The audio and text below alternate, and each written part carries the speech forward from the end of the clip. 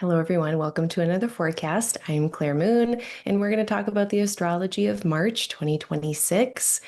And I'll be going over my usual things. We're going to talk a little bit first about February, reflect a little bit on what happened, what's kind of going on right now at the end of February as I broadcast this, and then we'll get more into the details about March. And so announcements. I don't think I have any. Everything is still going how it's been going. I'm doing my full-time work as a consulting astrologer. So if you like how I'm reading the sky today, if you like how I'm explaining things, you can always check out my work at www.aligninglightastrology.com. And there's also a newsletter sign up on there. I did just send out my February newsletter. I always do one a month. Been doing that for a few years now. So if you want to keep up with my monthly events, keep up with any writing or horoscopes that I do, you can find all of that at my website. Um, yeah, I think that's it. So thanks everyone for being here if you're here live. Otherwise, if you're catching this later, thanks for catching it later. You can always put questions below in the comments section, or if any questions come up, my email, if you want to email me, is aligninglight@gmail.com. And actually, another good point, I don't have a discount code this month, but I do have a sliding scale. So if anyone has difficulty with my prices, if there's a barrier to service there for you, check out my frequently asked questions, check out my sliding scale, and that'll have all the information about who qualifies and how to go about it, which you go about it by emailing me if you would like to set up a sliding scale reading. I think that's it. I think those are all of my announcements. Let me see. Hello, Brooke. Welcome. Rainy California. Yeah, I'm doing this in the afternoon. Sometimes I do these in the afternoon, sometimes I do these in the evening. So I think more people can come when I do it a little earlier, but it is the middle of the day on Tuesday. It's the 24th of February as I record this today. Yeah, make yourself known if you'd like. Otherwise, I'm not going to go over every single date today, but if there's a certain date in March that I skip over or that I don't talk about and you want me to talk about it, let me know in the chat. That's also why I like to do this live so that there's a chance to have that kind of exchange. Okay, I think that I think that about does it. Let me bring our chart of the moment up here. So currently, I think we can see why I chose 1 p.m. my time. I wanted, I try to elect these. I wanted some nice benefic action for my forecast time. So at this point, it's still February. Some things that have already happened. I guess some old business first. Main thing I forgot last month was I was talking about all of these planetary parades. We had back in January, we had a bunch of planets moving through Capricorn and squaring stuff. And then we had a bunch of planets move through Pluto. And then I was talking last month about a bunch of planets moving through Rahu, having a trine with Jupiter, which will continue. We're going to keep getting these planets in Pisces, trining Jupiter in the month ahead. But what I completely forgot about, I didn't talk about it all last month, was that all of these planets also had to go through a square with Uranus. And so as I record this today, there is only one planet left who needs to do this, and it's Mars. And they're doing it right now. So right now we have Mars in an engagement, so in a aspect within 3 degrees of Uranus, and that's the strongest part of this aspect, is when these two planets are within 3 degrees of each other. This is going to perfect over the next few days here at the end of February. This is going to require us to be a bit more flexible at the end of February. We have to be anyway because of all of the Mercury things that are afoot. But this Mars-Uranus square, which I did talk about a bit last month, but I completely spaced all the other planets also having to deal with interruptions, disruptions, unexpected things, things out of left field, as they say. So that has been going on, and that's wrapping up at the end of February. So some flexibility, adjustment, pivoting, probably needed in some of our plans. Mars is a lot of times about actions, decisions, and the actions, the motivations, the decisions, they are going through maybe some temporary changes here or new unexpected things to consider. So we will see how that turns out, knowing that that perfects over the next, yeah, on like the 27th. That's when, February 27th, and then that'll start to chill out. Also, Venus is now visible, so you can definitely see Venus in the evening sky right after sunset. And so if I go by the hour here, not the day, we can see the sun sets. And after the sun sets, the sky starts to get dark enough that now one would be able to see in the western sky Venus. So now Venus is far enough away from the sun to be able to see. So I went out. I have to drive these days. I didn't used to. I used to live in a really cool location on the outside edge of the city where I just had the perfect view of all of the southwestern sky, which is the part of the sky that you want to see if you want to watch the ecliptic. And and I don't anymore. Now I have to drive to find that kind of nice view. But I did last night. I was like, well, let's drive out here. Let's figure this out so I can see for myself, which is not surprising. Any of the brighter planets, and I say this all the time when it comes to planets making their appearance in the morning or evening sky or making their disappearance. The convention is about 15 degrees where a planet is under the beams of the sun. And then symbolically, we're going to treat a planet in a certain way when it's within 15 degrees of the sun. But that's different than the real experience visually in the sky when that planet becomes visible. It's usually less, especially for Venus and Jupiter, who are so bright. They don't need 15 degrees. Mercury might be closer to that because they're a bit dimmer, maybe Saturn, but yeah, Venus only like 8 to 10 degrees and they're going to be visible. I think light pollution is going to add a few more degrees onto that. It's going to be a little harder because of light pollution, but overall, like you don't need 15 degrees between most of these planets and the sun before you can actually start to see them. And so Venus is now visible. And what's going to happen as we get into March, especially the first week of March, we're going to be able to start to see Mars rising in the morning sky. So now this one isn't after sunset. This is actually before sunrise. So you'll have to get up early if you want to see Mars rise. So I'm going to start trying, maybe after the 3rd of March, but let me go by the minute and we can see what that'll look like. So yeah, once we've got, we don't have the sun risen yet. So, around 6:30, we're at least going to have a lot of light coming already. And so you might want to get out there before then. But Mars isn't even going to really be visible until like after right now, like today, like 6:23. So in a couple weeks, this is what we're going to be working with. So around 6:30 in the morning is when you're going to want to be looking for Mars rising before sunrise. See if you can see them. And with that, so the symbolism around this stuff is that once a planet is visible in the sky, we'll be able to see what they're doing or what they're reflecting with more clarity. So for instance, let's say for a Cancer rising, Venus rules their friend zone. Venus rules their 11th house. Venus visible, it's much easier to see what's going on with this person's friends or friend groups. Maybe the friend groups are more busy or active versus if Venus wasn't visible in the sky, maybe it wouldn't be as easy to see what was going on, or maybe the friends or friend zone would be operating a little bit more quietly.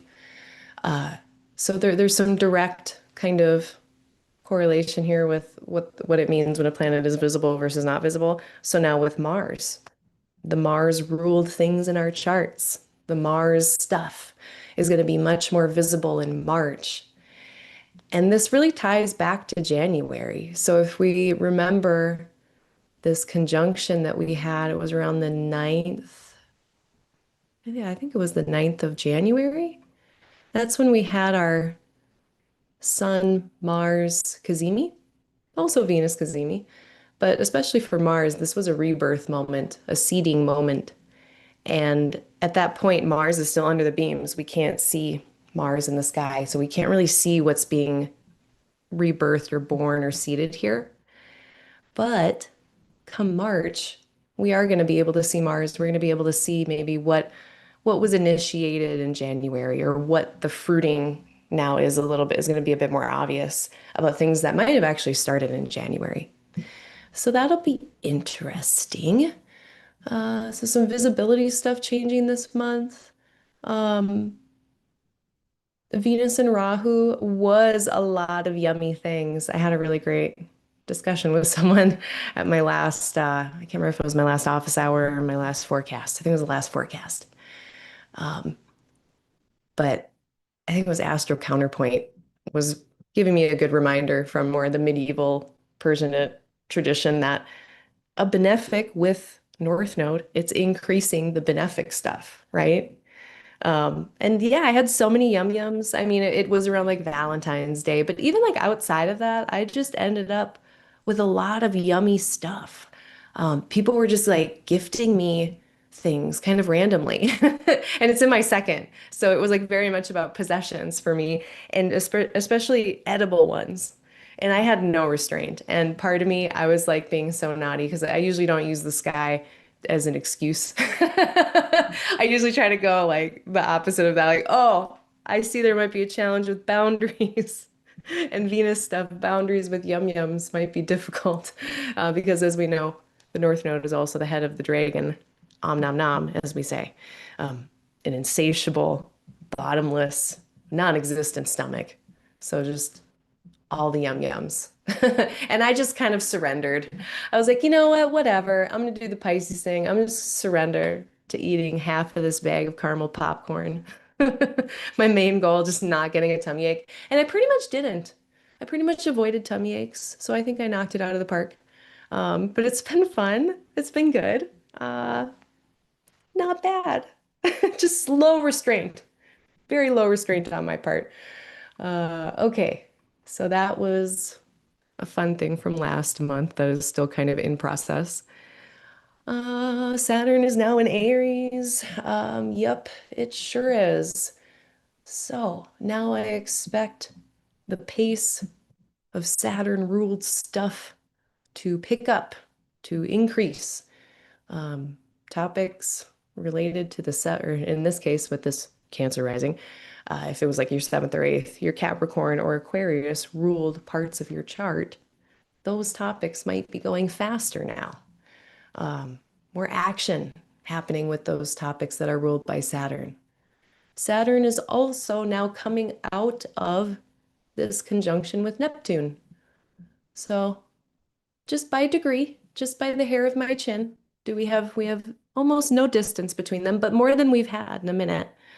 And this will increase, this will improve in terms of Saturn getting out of the uncertainty or confusion that Neptune can bring. So we all know Neptune also does cool stuff, but you don't need warnings about that.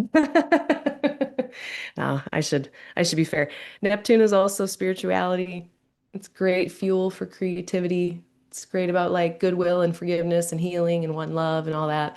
So, enjoy that if especially if you're a Saturn ruled person, you're really going to be having a front row seat to like Neptune's ability to read omens. Yeah, great. But if you're trying to navigate a capitalistic hellscape, Neptune is not actually that helpful sometimes. So that, kind of practical needing of structure, needing of definition, when we need clarity on a matter, that kind of stuff does improve very slowly now. So then as we watch Saturn over the next several weeks, 5 weeks from now. So starting at the end of March, we're going to have about 3 degrees between them. So this is still very strong. Of course, we're still going to have some uncertainty, confusion about, but I do expect that to improve at least in some amount the more and more Saturn gets away from Neptune by degree. So That's currently going down. We're in the middle of eclipse time. Yeah, maybe that'll be a good segue. So we'll talk about the last eclipse and then we'll talk about this one that's coming up. Before I do that, let's talk about the dates of interest and then I'll get into some more things about March. So on the 2nd of March, we have Mars entering Pisces. On the 3rd, our second of two eclipses in Virgo. On the 6th, Venus enters Aries. On the 7th of March, Mercury retrograde is having their Cazimi, so Mercury conjunct the Sun on the 7th. Venus-Saturn conjunction on the 8th. Jupiter stations direct on the 10th. Pisces New Moon on the 18th. The Sun enters Aries for the Equinox on the 20th. Mercury stations direct on the 20th of March. On the 25th of March, we have our Saturn Cazimi, so Saturn conjunct the Sun. And then on the 30th, Venus enters Taurus. So those are some of the bigger notes for the month ahead.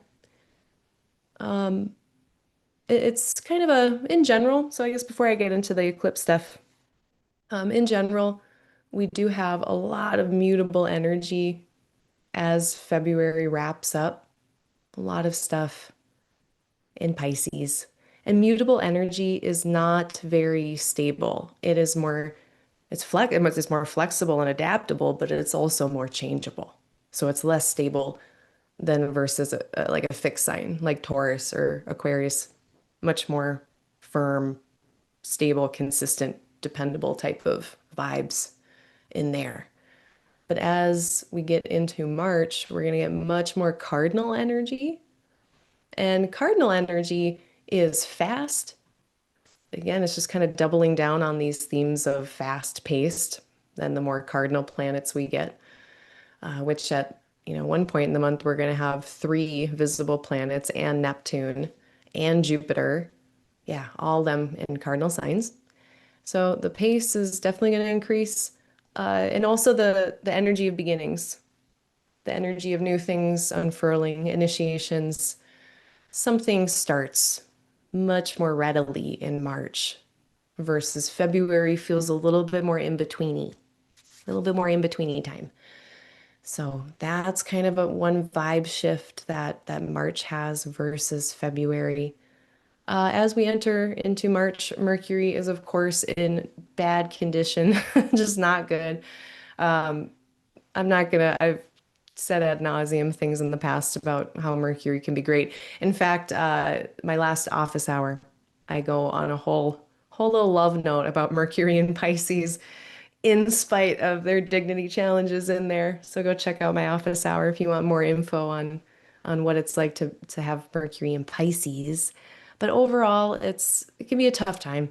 Mercury stationing, that's going to be just loud Mercury. So especially around like now as I record this around the 26th of February and then again around the 20th of March, I would expect just a lot of communication, a lot of travel, a lot of commerce, any one of those things, a lot of Mercury, because they just get louder during the stations.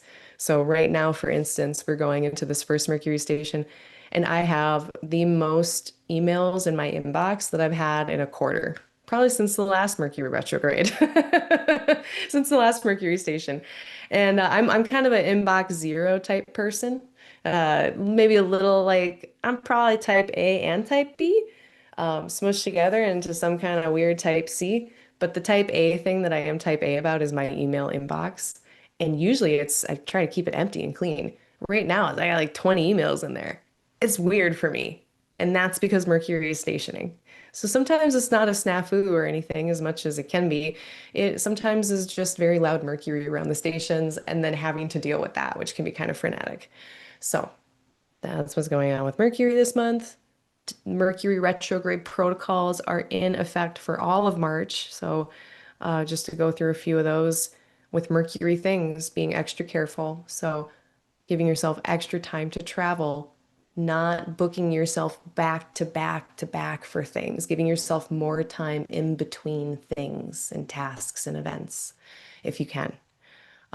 Double checking itineraries, double checking any logistical info, double checking that the text is about to be sent to the correct person.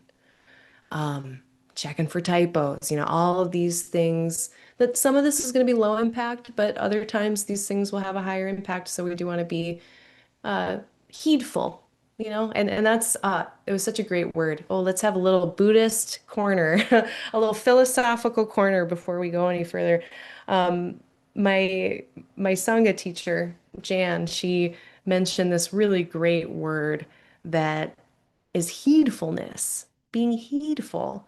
And I forgot about that word because, like, who uses that word in 2026? Like, no one. But it's a word that means I'm planning reasonably for the future in a way that acknowledges reasonable threats or problems or challenges ahead of time. Like chopping wood, getting ready to heat your home for winter is being heedful of winter. It's not worrying. This is different than worrying. And that's why I love this word, is because it's given a different word to work with when we're looking at the future that isn't being preoccupied or being worried or being anxious. We can actually be planning because we're heedful and then be curious about the outcome. Ideally, she says, as I am definitely struggling to do all these things over here right now. But yeah, being heedful, that's what we're up to. And when it comes to Mercury retrograde protocols, this is just one way to be heedful. We know Mercury, Lord of Communication, Commerce, Travel, Exchanges, all that. Yeah, they're struggling right now. So let's do the extra helpful things for those topics. And not be too hard on ourselves and others if some things get kind of funky, and then know that they will work themselves out, with our help uh, by the end of the month into April. Okay, so mutability turning into cardinality. We got Mercury, who's kind of in tough shape. Um, and then we have this month a bunch of planets moving through. Now this will be the parade. We've got some planets who are finishing up trines with Jupiter, so that's great. And I'm going to name those this month. Those are going to be nicer days to do things, days when certain topics of life that are ruled by certain topics are going to go better.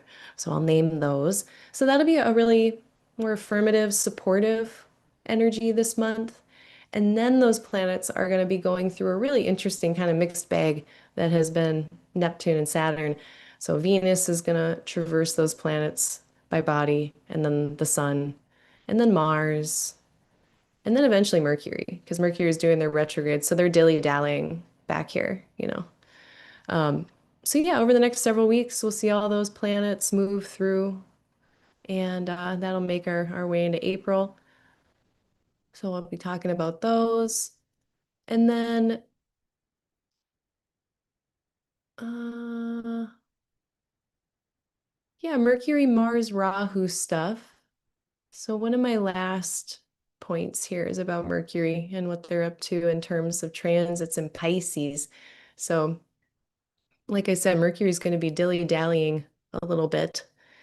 And as they are doing that and refining and polishing, my euphemistic words for retrogrades, refining and polishing Pisces house topics, having a second look at those. They're going to be dealing with Rahu, and they're also going to be dealing with Mars. And so, in some ways, I think this is just going to be the increase, the amplification, the dialing up of Mercury stuff, very similar to how they are in the stations, because North Node increases whatever it's around. So, it's going to increase Mercury stuff in a similar way to how Mercury behaves when they station. There's just more of it sometimes. So it could just be, mid-month, mid March. There's just still a lot of Mercury to manage. And then Mars gets in here, and that's even more kind of energy, motivation, actions that are happening. So it could be a time of great drive and getting things done cognitively. It could be great drive and motivation and energy in getting mercurial tasks done, planning out Mars actions. Of course, be careful with all of that. Make sure you have all your facts straight and all of those types of due diligences. Um, But overall, I think the biggest caveat is just around being careful with your words, of course. And that's going to be, so watch your words around the 12th of March through the 18th, especially around the 15th. That's when Mercury and Mars are going to be coming together, is around the 15th of March. Um, but really, like, if you want to be extra conservative, being careful with plans, words, ideas, logistics, and their sharpness, their motivations, their clarity. Be pretty on point about those things between the 12th of March and really like the 24th of March. I know that's like most of the month, but yeah. And what's going to be happening around that time? So just to show you, so we can see Mercury and Mars doing their dance around the middle of Pisces. And then the moon is going to be meeting this at certain dates. So around the 17th is kind of a mind your own business day. Uh, and then around the 23rd, 24th, when the moon is going to be square these planets, that's another day where I thought on the 23rd, 24th of March could just be really busy, could just be a lot of moving parts that day. So, take good care of yourself. And also could be a bit of a mind your own business day. But not that bad. Um, Again, just could be a lot of moving parts, a lot of busyness. So just, bring snacks. Don't let your blood sugar get low. Take breaks. And then finally, a general note, uh, the Jupiter trines. So we're going to get more into these, but that's going to be March 5th is when the Sun and Jupiter are trine. March 21st and 22nd, Mars is trine Jupiter. And we have Mercury trining Jupiter a few times.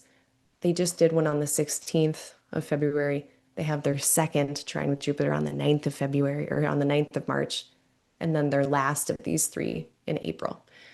So there's a bunch of nice trine action there that'll be supportive.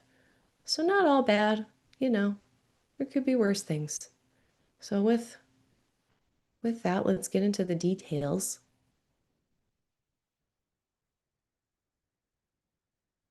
So the month actually starts off in a little bit of a lunar malefic enclosure. But it's not a super close one, where as in the moon is sandwiched between the rays of malefics within 7 degrees. It's looser than that. So it's not going to be like the strongest besiegement or enclosure, even though it does technically qualify as one. To me, it looks a lot like a malefic void moon malefic sandwich. So the first day of March, not my favorite day. Really, we're gonna have the moon. They're gonna be making a trine with Saturn at the beginning of Leo, and then they're going to move through pretty much all of Leo before they meet Mars by an opposition. And so that whole trip through Leo there on March 1st into March 2nd, not the best time to initiate things, not the best time to start a brand new thing, not the best days to send in applications, sign on the dotted line, make something official. Try not to seed things into the first or second of the month. I'm sorry if you have your birthday in there. Um, Lunar malefic enclosures like this, what they often are is just doing something that has to be done that can be difficult, like going to the gym, lifting heavy, doing a task at work that needs to be done that you don't want to do, but you have to do it. It's a little bit like that, and results could be delayed, but it's not a total deal breaker. But it's not, if I could choose, it's not when I would be doing things. So that's how the month starts off. Yay, great news, great start. Um, then we're gonna have Mars entering Pisces. So we're gonna have the end of what has been a mutual reception between Mars and Saturn. So Mars and Saturn have been sextile each other, Mars seeing Saturn in their domicile, Saturn seeing Mars in their domicile, and maybe able to work together somehow in a way that works out better than you would think, where Mars and Saturn are able to put together their resources. motivation, discipline, you know, some kind of structure, definition with our action. All of that could have been going on. That wraps up on the 2nd of March. And Mars does like to be in Pisces. Depending on the sect of your chart and how the triplicity works out, Mars generally likes to be in water, especially at the end of this sign. So, more at the end of the month, Mars has a lot of dignity in Pisces.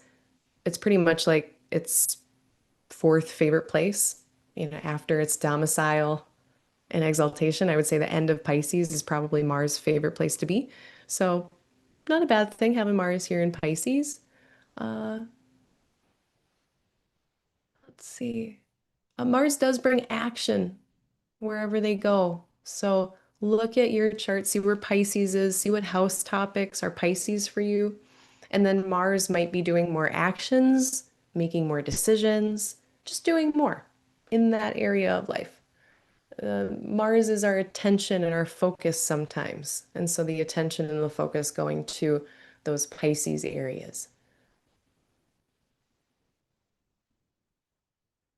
Just reading my notes here.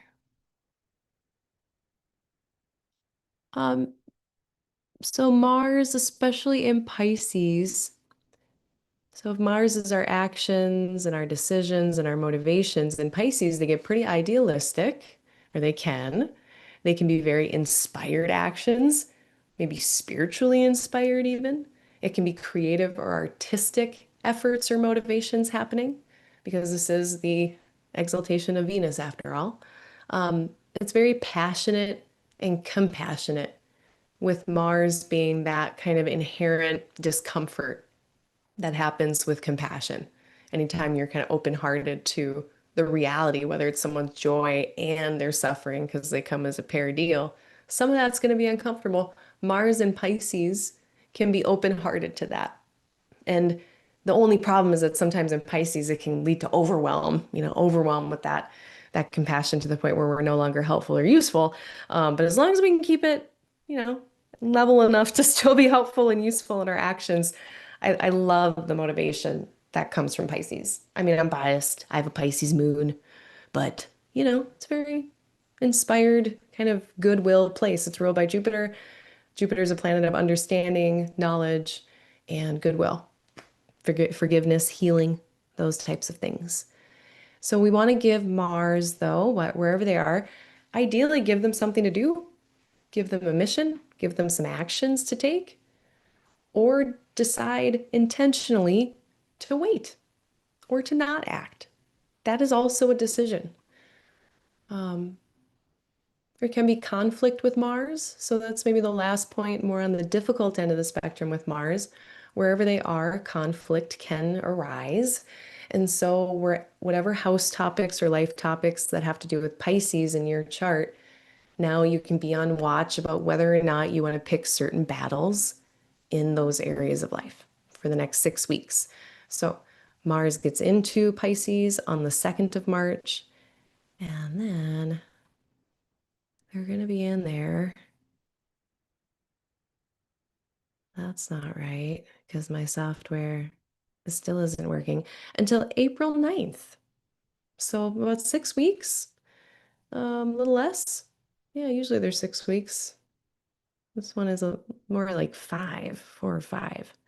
And then they'll be at the strongest that they're going to be pretty much for the rest of the year. So we'll have a lot to say more about Mars as we get into April. But for now, we are going to have them in a really interesting place that has them slowing down, not being as impulsive as they might be in like air or fire.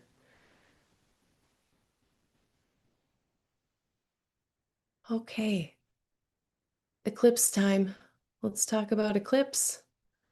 So speaking of Mars, Mars is going to be becoming visible, and then we're going to get into our second of these two eclipses. I guess before I do, let me check on the chat and see if I've missed anything important. Hello, Cranberry. Nice to see you. Yeah, sometimes I'm heedful, sometimes I'm not, even though I know I should be.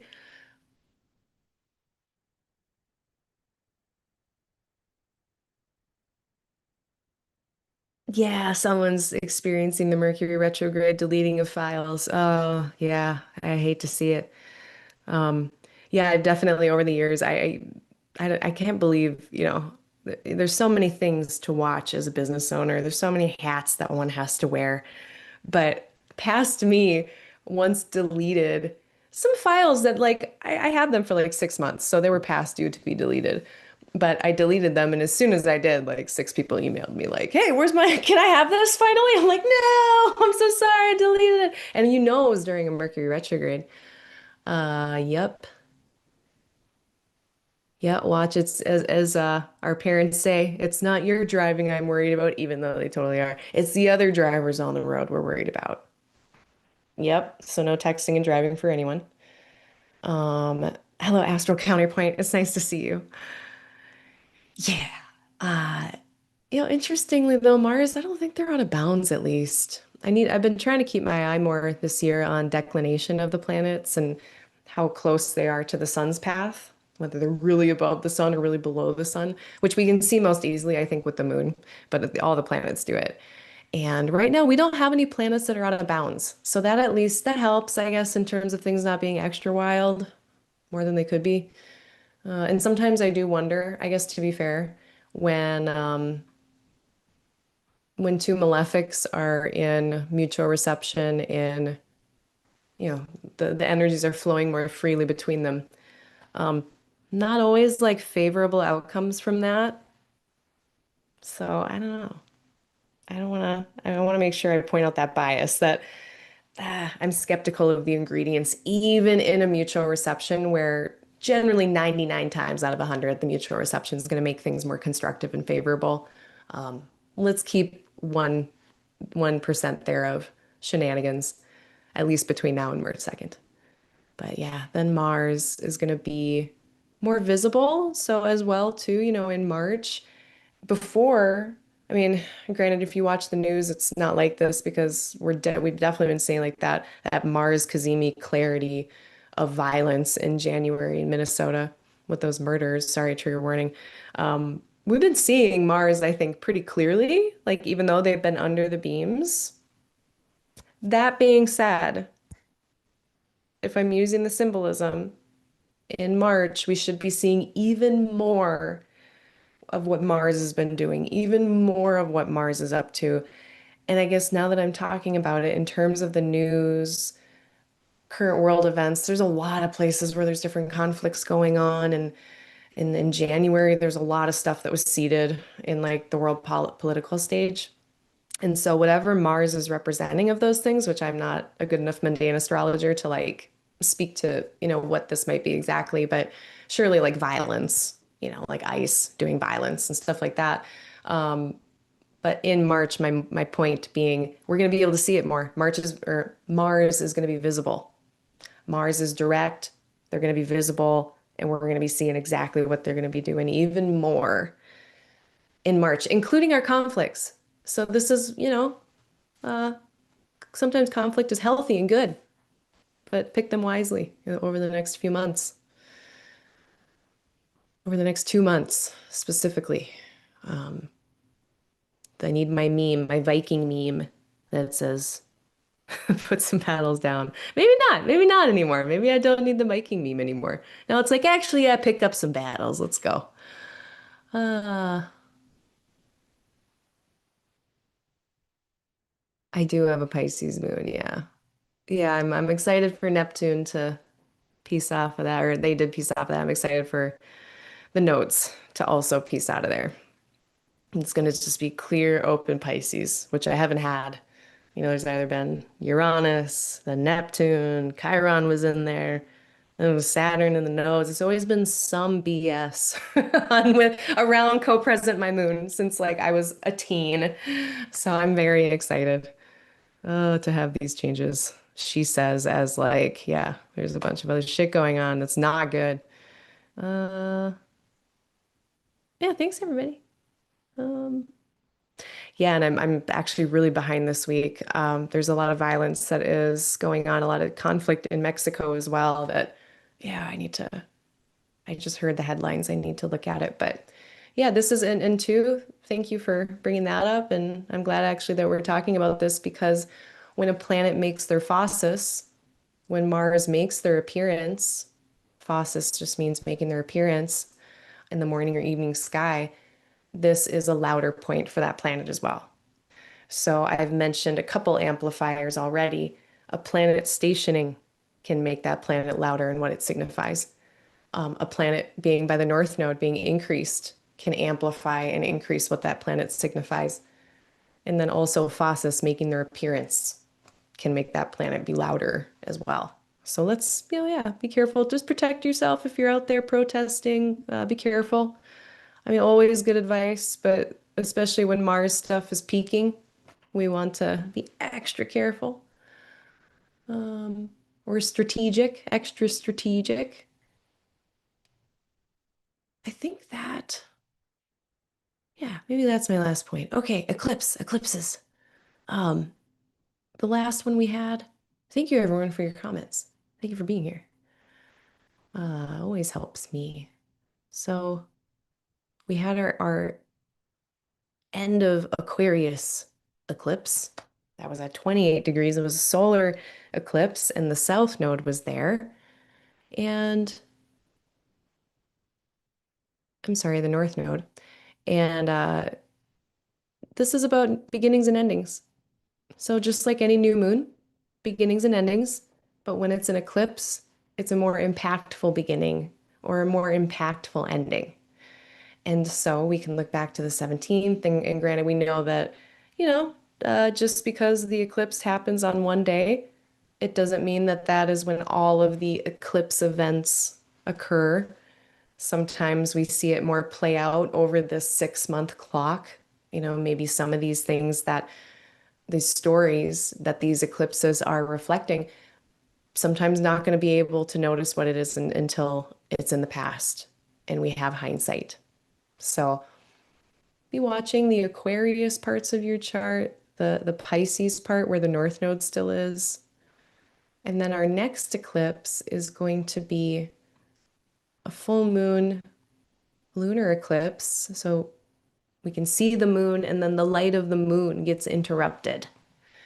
And that is going to be happening in the middle of Virgo, the second decan of Virgo with the South Node.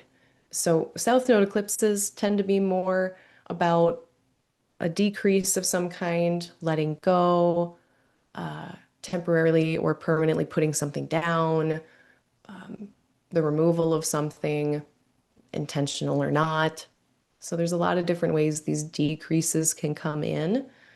And it's interesting because like a full moon is usually a moment of fruiting or peaking or culminating. So we've been working up towards something. So here really working up toward some completion, but one that is also maybe one of release, one of letting go of something. I've been working up toward letting go of this, it can be even psychological or intellectual, like letting go of an approach or letting go of a way of doing something. It doesn't have to be like a physical thing that is being let go of. It can be, yeah, like an internal means of doing that can be let go of. And it's interesting because this is a place that's about processes, the finer details, the protocols that we put into our work that allows the product that we want to come into fruition. Austin Coppock equates part of this to Hephaestio, who was the jeweler of the gods and did all this amazing, very detail-oriented work that the idea behind it is that there's so much work that goes unseen. There's so much that is done and so many details that are managed that people just aren't going to appreciate. And so we get that craftsperson kind of vibe with Virgo, something that maybe you've been having a really close eye on or close attention to detail is coming to fruition. Maybe there's some letting go as part of this process as well, but something's going to get illuminated in the Virgo part of our chart. So look at what house topics Virgo is for you.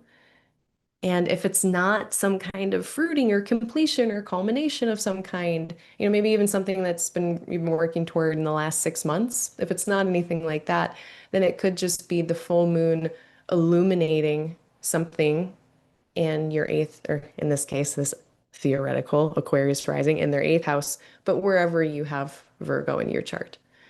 So then, wait. I mean, that another day at least before you clean off your eclipse altar. The moon is still going to be in Virgo.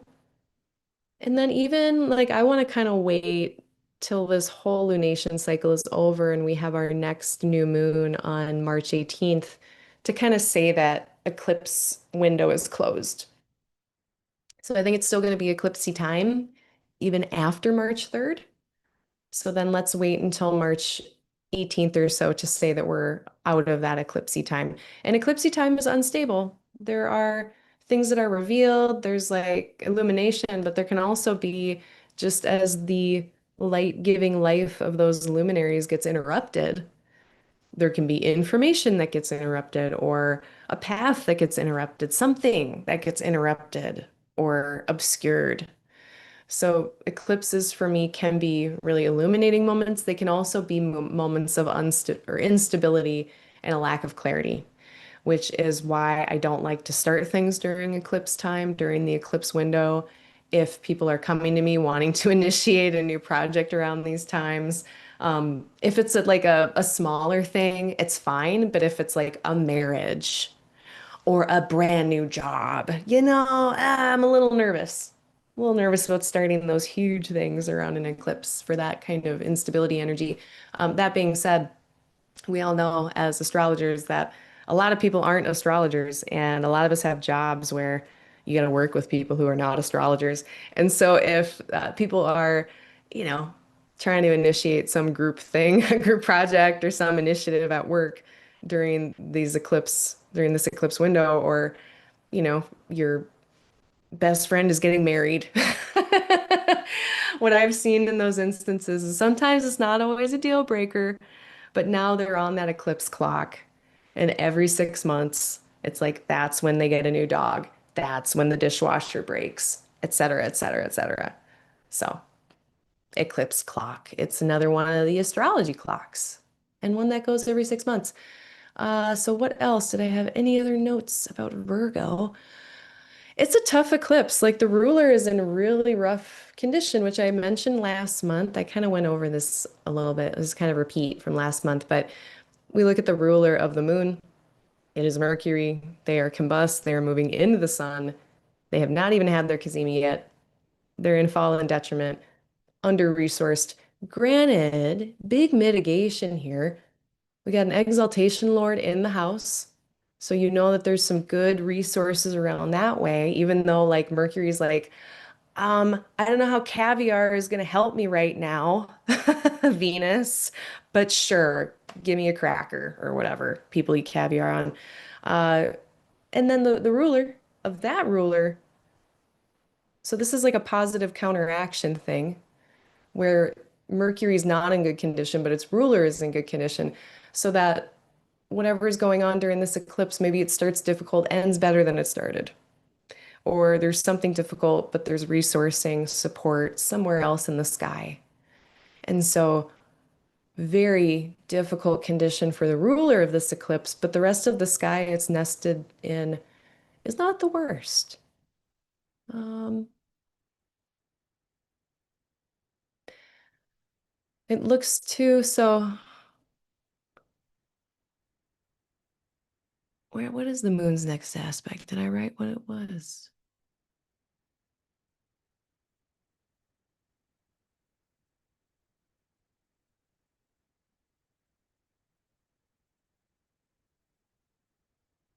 I didn't.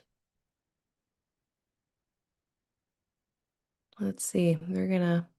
Yeah, they'll eventually meet Venus. What's 15? That's 28. Yeah, could be the day, not the day after, but the 2 days after the eclipse. We get the moon running into Saturn. So I don't know. Not the worst sky, but even a couple days after the eclipse, let's like, I don't know, keep our ears open for any challenges, any difficulties, delays that need to be worked around. Um, First week of March, we'll be seeing that, I think, with a bit more clarity. And then I had a few contemplation questions here for the eclipse on the 3rd. Are there any details that you're getting stuck on that you could let go of? Maybe this eclipse is asking you to let go of any particular details that are being overly attached to. Is there a desire to fix something? And does that fixing actually help? Or does that fixing just quell internal restlessness or discomfort at the thing that isn't quite right? It depends, context dependent. What processes need to change? What details need to be let go of in order to meet a goal, make progress, make a change? And also, this is happening in a pretty Venusian part of Virgo. So at 12 Virgo, we've got the decan of Venus and the bound of Venus. And so I do wonder if there is some kind of relational quality or some thing around values, ethics, justice, fairness with this eclipse. Um, Maybe the reason why you're so devoted to the details of something is because you value it and it's important to you, or it's a relationship that's important. It can be the toil to make something beautiful really coming out in that Venus part of Virgo. So, not being too hard on yourself if the cake does not look exactly like the picture, whether that's a literal cake or some metaphor for your life. Don't be too hard on yourself around this eclipse. Um, Austin Coppock calls this the hammer and anvil. So this is that thing about Hephaestus and creating something with a lot of labor where people don't really understand not only the superior eye for quality that's been involved in creating that thing, but the intensive invisible labor. And also the especially with a full moon here, it's like the fruits of one's labor. In some ways, maybe this could be a favorable culmination of like, yeah, you've been focusing on the right details, and now here's the product of that correct focus and that correct discernment.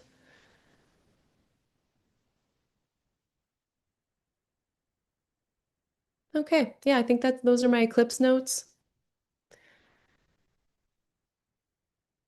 Let's get the regular wheel back. So then the day after the eclipse, not the day I would hand in applications, make requests. We're gonna have the moon applying to an opposition with Neptune and then Saturn. So not my favorite for trying to do material world type things, logistical things, anything where you need an affirmative answer. March 4th into the 5th, not the best day for that. But on the 5th, interestingly, so okay, some details on that. So don't make requests, hand in applications on the 4th of March until after 6:30 p.m. Central Time. You're good after, it's only for some time zones that go into the 5th. If you're in Central Time Zone, you're good after 6:30. So really, like the next day. Um, Universal Time it'll be better for handing in applications after 12:30 a.m. on the 5th Universal Time. So more effectively on the 5th, it's okay. But the 4th is not good. And then the 5th is good too because the sun is going to be in a trine with Jupiter. And so especially for sun ruled things. So the Leo part of your chart might really be benefiting, or themes around identities, selfhood,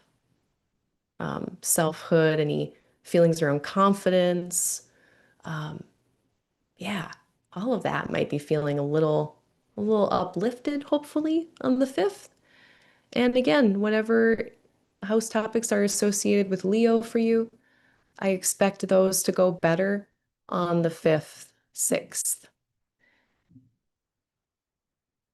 Yes, the 5th and the 6th. Let's see. Venus enters Aries on the 6th. So there is a major loss of dignity here. Actually, let me back up because even on, yeah, like the 5th, we see Venus still in Pisces, but then we start to have this adherence with Neptune. And so Venus experience of Neptune, even though it's out of sign, still really strong.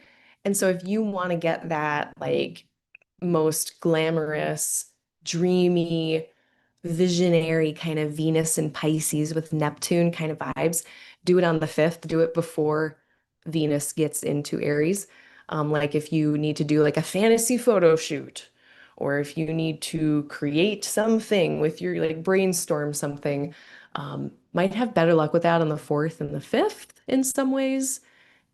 And then once Venus gets into Aries, we still have a lot of that creative, visionary, glamorous stuff, but now there's fewer resources, or the way that we're doing glamour is really different. So now instead of the usual like Pisces, like classic luxury, kind of the best version of whatever that thing is, and Venus is like being fed grapes on a fainting couch, like that kind of vibe in Aries, maybe still very glamorous, but like in a desert on a sitting on a rock, being glamorous, Or yeah, like I can imagine some like post-apocalyptic fantasy where someone is looking very hot but very under-resourced. So it's a really interesting combo. We're getting some of that almost amplification of Venusian things like creativity, connection. Neptune helps break down the borders, so it helps with connection. Neptune breaks down the borders of the rules in our heads, so it helps out with creativity. Here, we're still getting that. And it's a little different flavor than normal because now we've got Mars running the show. So that changes in terms of the usual Venus things, relating, relationship, all kinds, professional, personal, whatever. Beauty, love, puppies, kittens, ethics, fairness, values, all of these joyous things or things about the rules of engagement with others. All of that might be happening at a quicker pace. This is like starting a new job and now I have to meet 85 people. Wow, that's a lot of people. So it's just things happening very quickly with relating. It could be also difficulty or challenges. It's like trying to have a meaningful conversation with someone in a loud bar. It's just really difficult to do that, but that would be a very Venus and Aries kind of thing. Venus usually is given all of their best tools in Pisces for the dinner party. And in Aries, that dinner party is going to look very different because they're just not given the same resourcing and they're not going to be doing things in that classical Venus way.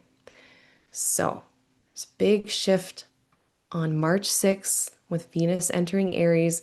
They're first going to be envisioning or having that experience of envisioning and dreaminess with Neptune, but then very quickly like more on the 8th exactly, but even on like the 7th. So pretty much as soon as they start separating from Neptune, they're getting blasted with some cold air, the bucket of water, the thing that kind of pops the bubble.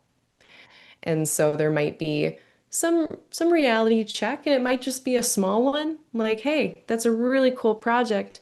Here's the time and money and energy you need to do that thing. And here's the actions you would actually have to take to make that thing real and defined. So it could actually be kind of a steel manning, where someone's trying to strengthen your vision or strengthen your dream. But it can also be delays, obstacles, challenges on the path.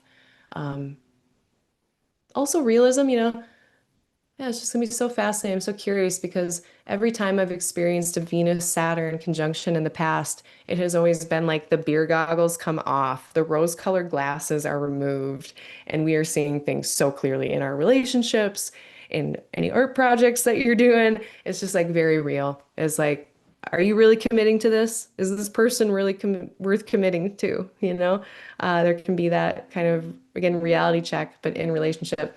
So really valuable. Not always the funnest. Don't be too hard on yourself. Don't be too hard on others because that beautiful set of standards that Saturn has, nothing wrong with standards, but we do have to pair it with compassion of some kind.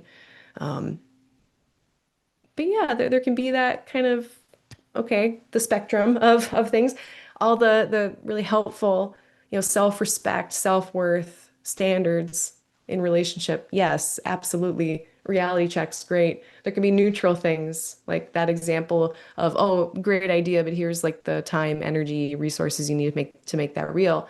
But then on the difficult end of the spectrum, there can be like hypercriticism around self, like criticism to yourself about relationship and how you've shown up in relationship, or criticism of others in relationship that may also tip over into pessimism or hyper criticism. So criticism isn't bad, absolutely necessary.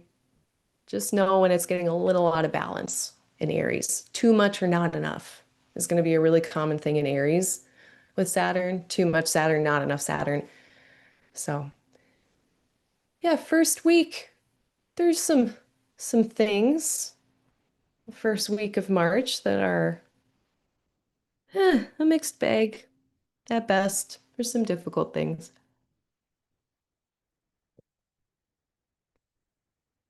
Let's see.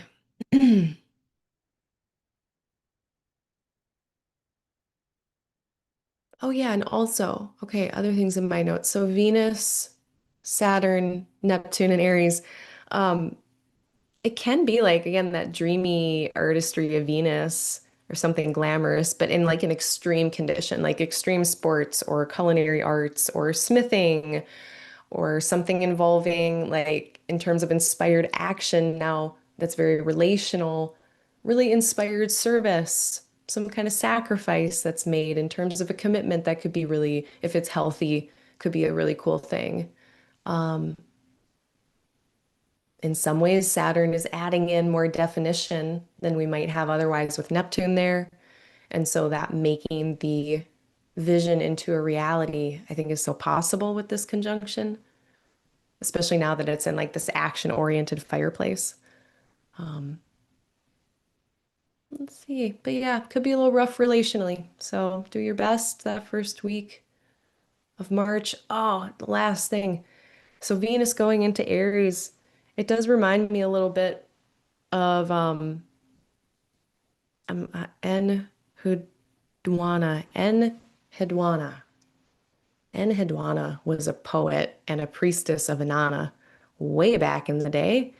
And there was a poem from Enheduanna about being exiled, essentially. Like, I don't know what went down, but she was taken away from her temple and she was essentially exiled and was praying to Inanna to return her to her temple, to her home, and talking about just like it's like the anti-Venus type poem, like what it's like when we don't have Venus.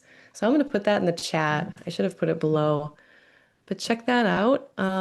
This is one of our first authors that we have recorded, and they're a woman allegedly. So it's pretty cool. Check out Anne Hedwana's work, read that poem. But that felt a little bit like Venus and Aries. You're in your Inanna's temple with your amazing basket, bringing offerings, everything's good. And then all of a sudden you are expelled from your kingdom and you have nothing. And I think that's how Venus might feel here for a minute when they're in Aries. And we'll also have like Venus in, Xena Warrior Princess fight mode activated, badass Venus mode activated. So it's going to be a lot of things. There's a few. I think the next thing, I'm going to talk about Mercury's Cazimi. But before I do that, I'm going to see if there's any questions.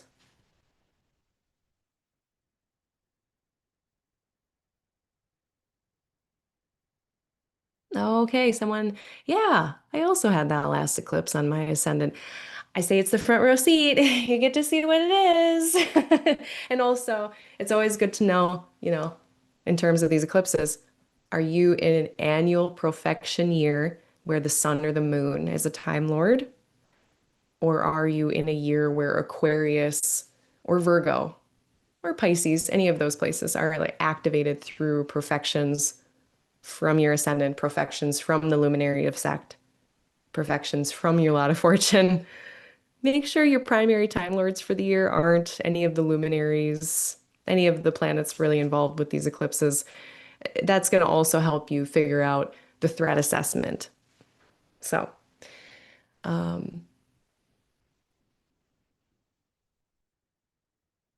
hello, good Tuesday to you as well. I wore my red shirt for Tuesday, Mars Day. Actually, I totally forgot. Let's take a break for a second to debut, new flannel debut.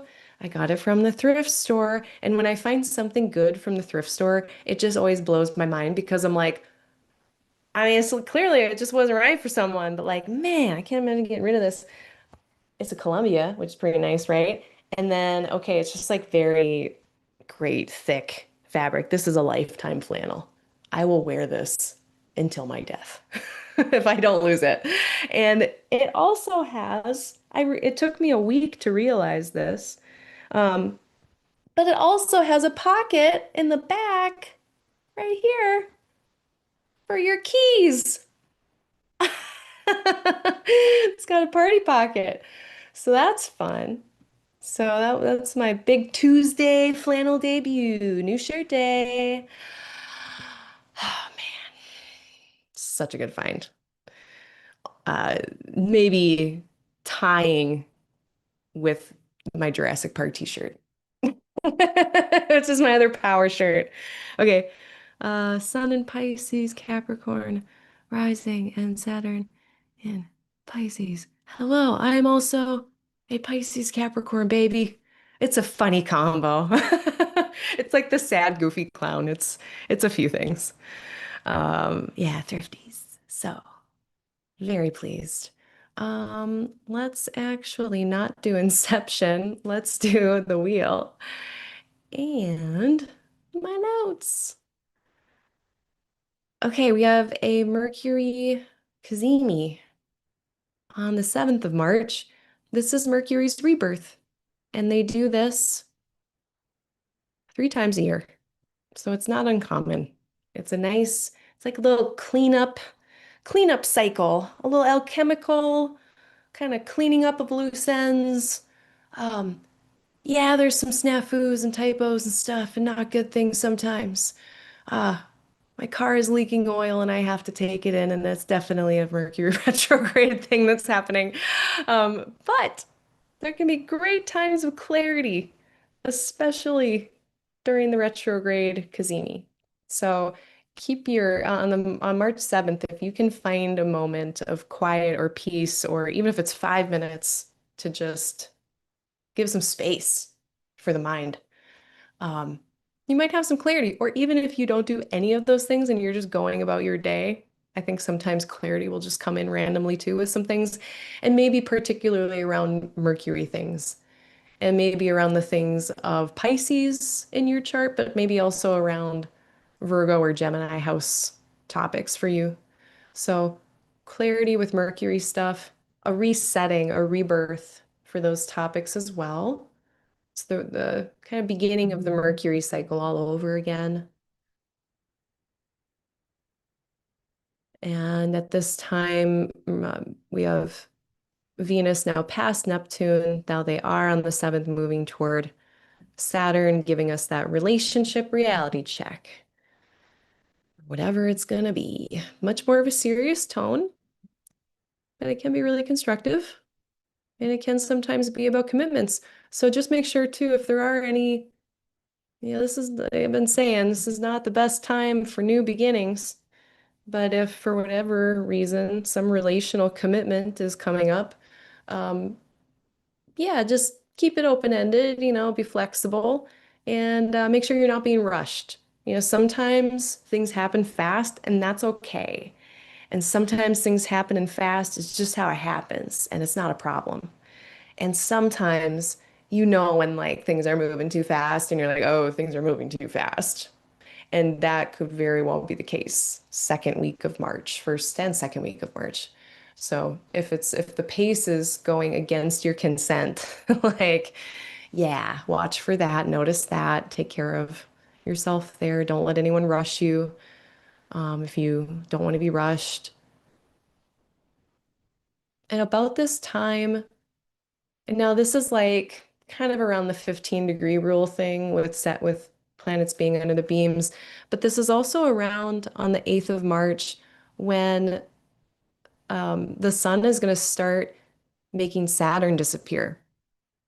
So Saturn is going to disappear from the evening sky, and we're going to have until around middle of April, end of April, we'll be able to see Saturn again. But they're also going to be going through a rebirth. So something around the Saturn rule topics of life is going through a clarification, a purification, a rebirth of some kind, a resetting of some kind. And that kind of begins around March 8th.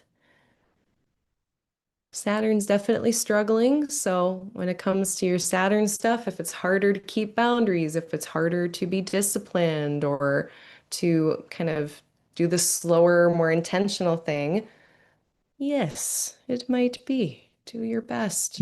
They'll be out of the beams on the 11th of April. That's when Saturn's going to get out of the beams, but they're going to be doing a rebirth here.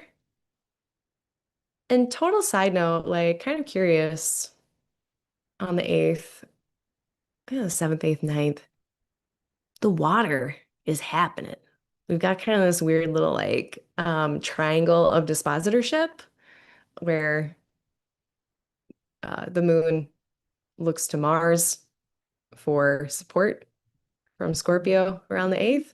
And then Mars has to look to Jupiter, and then Jupiter has to look to Moon, and Moon has to look to Mars. And it's this interesting, really free-flowing water energy, something happening with the water parts of our charts around, especially during that Scorpio moon, I think around March 8th or 9th.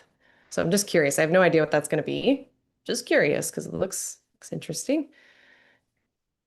And on the 9th, we get Mercury trining Jupiter. So this could be a great day for planning, having that wider vision or wider perspective on things and managing the smaller details of that. This is going to be after the Mercury Cazimi, so we'll have had some of that added clarity.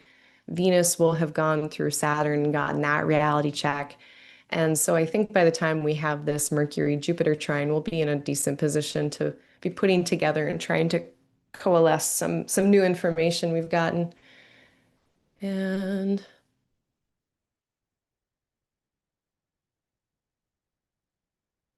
then Jupiter stations on the 10th.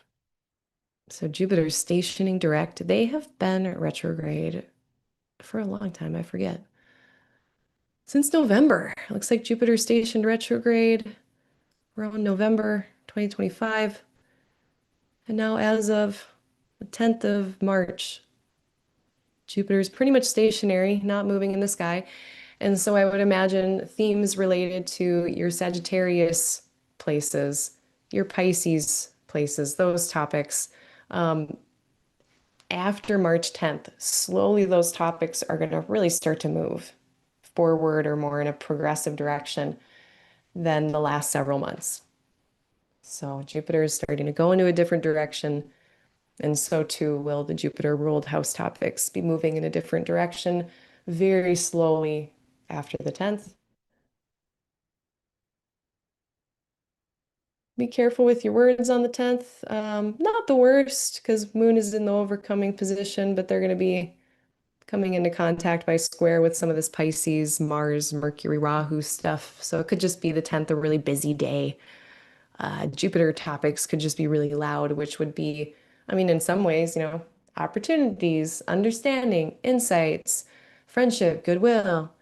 But again, what will also just be loud is the topics, the house topics of Sag and Pisces for you. And then also the moon squaring Mercury, Mars, Rahu. That adds its own kind of busyness. So the 10th might be a busy, important day. Watch your words. And then we do really start to get into the middle part of March where, yeah, it's like you could say like the sky is blue and someone's like, how dare you call my mother-in-law that? And you're like, what? I just commented on the sky's color. Like that's the kind of stuff I'm talking about. So it's like, again, sometimes like, yeah, you said something spicy and you got the appropriate spicy response, in in response. But sometimes like I did not say anything spicy and I don't even know how we got here. But here we are. So do your best. I was just reading Kelly Surtees's newsletter. I love Kelly Surtees. They're an astrologer from Australia. And they were, I think it was like the title of their newsletter, but it was like messy Mercury retrograde. And I was like, yeah, it's messy. That's a good word for it. So now we're really getting into the messy part. On the 12th, let's see. Oh yeah, on the 11th, late on the 11th, not a good day to apply for things or make requests that you want a yes answer to. Gets better a little bit on the 12th. On the 12th, now Mercury is in an adherence with Mars. And so the intellectual heat is increasing. The pace of the intellect is increasing. That energy of Mars being mixed with the brainy stuff of Mercury. So again, this can just be a time of like getting a lot done, a lot of smaller things done, um, intellectual work, intellectual labor, if you will. Sure, it might be messy, but you might be doing a lot, and that's fine. But this is where we want to definitely watch our words starting around the 12th and especially through the 15th. So, highest threat level, the 12th through the 15th. And then even after the 15th, uh,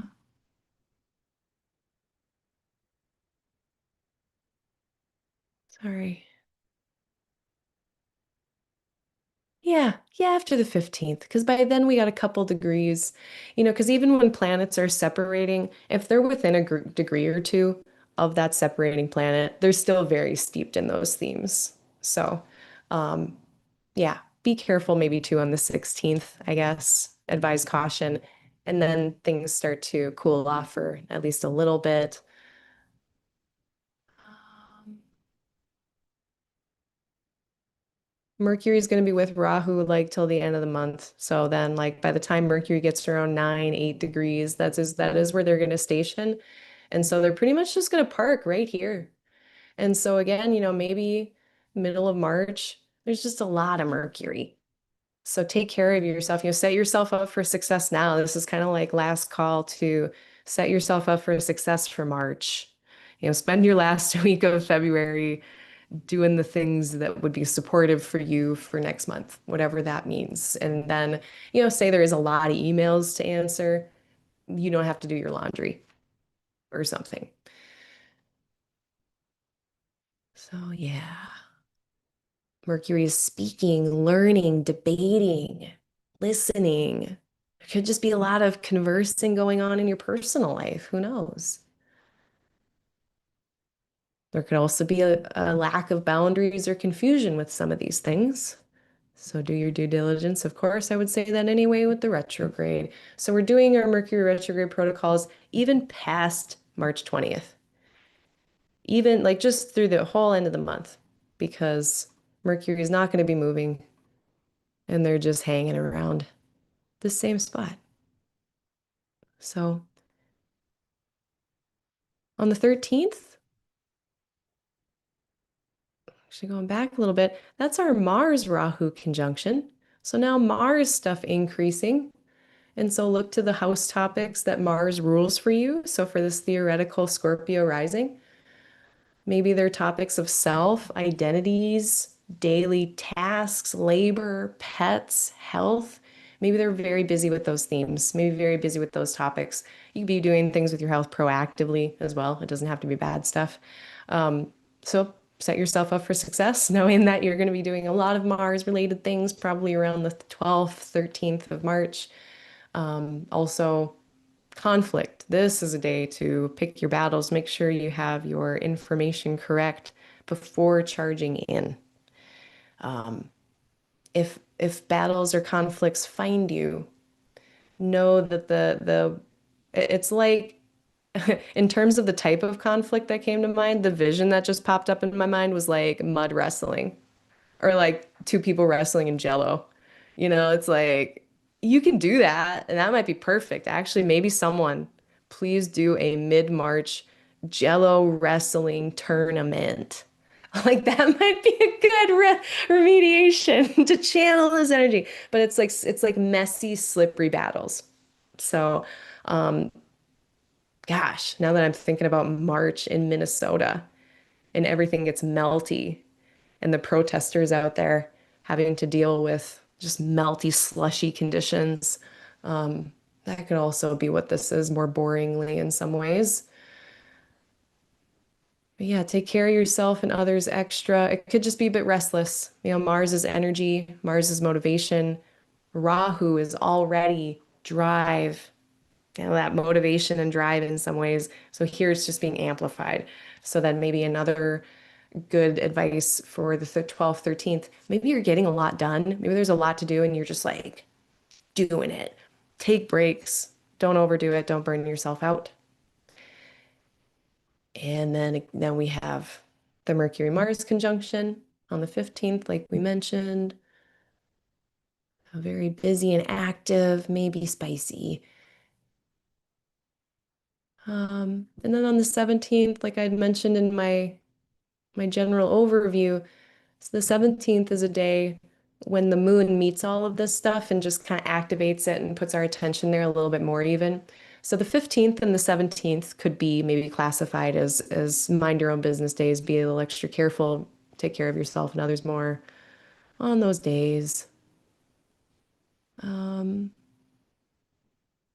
and then on the 18th, we get a good thing, a happy thing, usually. Uh, Venus, Jupiter square. So squares can sometimes be a difficulty or a needing to adjust or pivot for something to work. So this could be like, you know, some kind of rub between a belief and a relationship or something, having to adjust. Like I'm giving you like the worst case version of this beautiful aspect right off the bat. If there's something needs to shift in a relationship, due to understanding or beliefs or opportunities even or something like that. Like, oh, we got a job and it means we have to move to two towns over, or something like that. It can be a good thing mixed with a need for change or adjustment with the square. What I am more hoping it is, my own little bias, is it's going to be a potent representation of benefics. So sometimes squares can just be a really potent expression of whatever the ingredients are. And so here are the ingredients. At least one of them is exalted. And then we got Venus, who's not our juiciest Venus, but pretty, it's still Venus. And they're coming together in maybe a potent way. And so we're getting joy, delight, fun, pleasure, meaningfulness, purposefulness, relationship and purpose, relationship and meaning, artistic creation and purpose. So there can be so many great things about these benefics coming together. It's going to help something. So that's on the 18th. That's the same day that we have our Pisces new moon. So before I talk about that moon, let me check on the chat.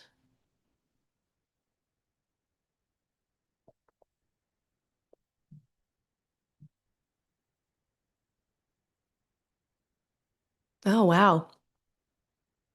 On the 9th of March, someone is supposed to go to a job that right now is snowed in. Um, yeah. What is going on the night again? What? Yeah, because then Mars is going to be visible. You know what I like about the 9th is that Venus, our planet of connection, relationship, they're no longer impeded by Saturn. So I wonder if it'll turn out fine for that reason. Another interesting thing to note, I guess, is that like after the Mercury Cazimi, after the Mercury retrograde Cazimi, now this is like the second half of the Mercury retrograde story, which is usually more getting onto the reconciling, the clearing up of whatever was a problem earlier in the month or earlier in the retrograde. So I think your chances might be okay. Yeah, I think you might be okay. If it was like the 6th or the 7th, I don't know, but maybe the 9th will be okay. Yeah, and at least your birthday isn't, March 1st. Uh, yeah, there's a lot of Pisces and Aries going on. And it's such an interesting combo because, like, I've got my moon in Pisces, and then the ruler of my moon is in Aries. I have Jupiter in Aries. And I've got a few other points that are in those places. And it does have kind of this bubbling cauldron kind of like there's a lot of like things wanting to be brought into being, a lot of things that want to become out of Aries. And yet Pisces is just like it lacks definition. It lacks structure. And so them as a combo, there's a lot of like generative force and potential in there, but it's a little tricky putting it together. And I think that also speaks to the Antisha that is there, right? Is that Contra Antisha that's there? I think that's Contra Antisha. So, yeah, it's a whole thing. It's a vibe. Let's see. Let's talk about this new moon in Pisces. Let's talk about this new moon. So now, Pisces season, or eclipse season, I'm gonna say concluded. We're getting the sun and the moon. They are connected with Uranus here by a sextile. Sun is moving away from, it's separating from Uranus. So this speaks to something previous to the 18th of March, some surprise or unexpected thing or disruption in the first part of March. And now here's some new beginning after that. Um, I think this is the lunation where the moon comes out of the bond and runs into Jupiter. And so I believe there's a good aftertaste on this. Well, let's double check.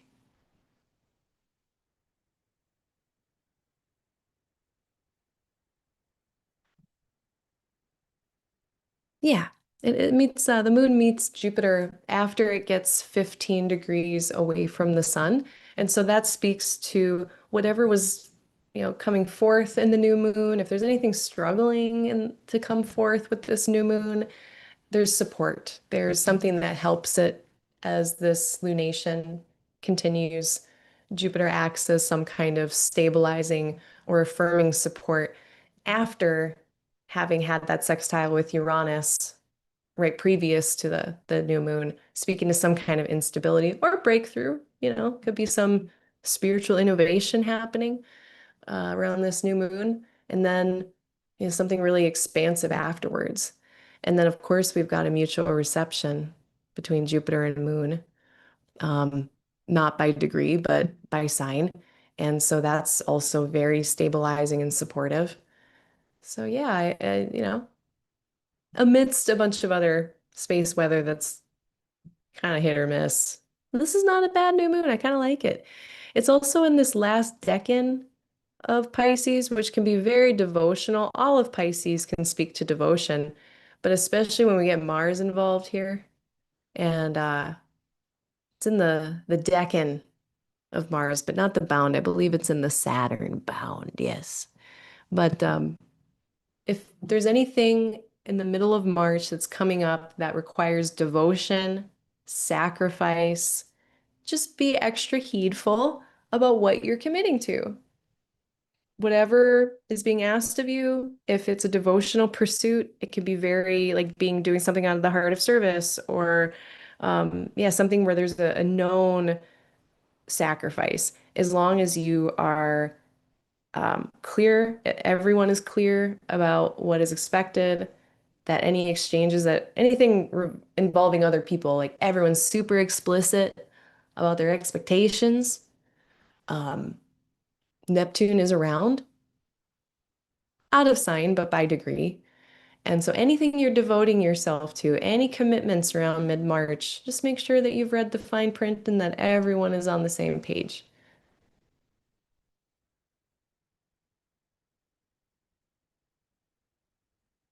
Okay, and then it's the sun's turn to go through Saturn and Neptune, but we're going to talk about the equinox.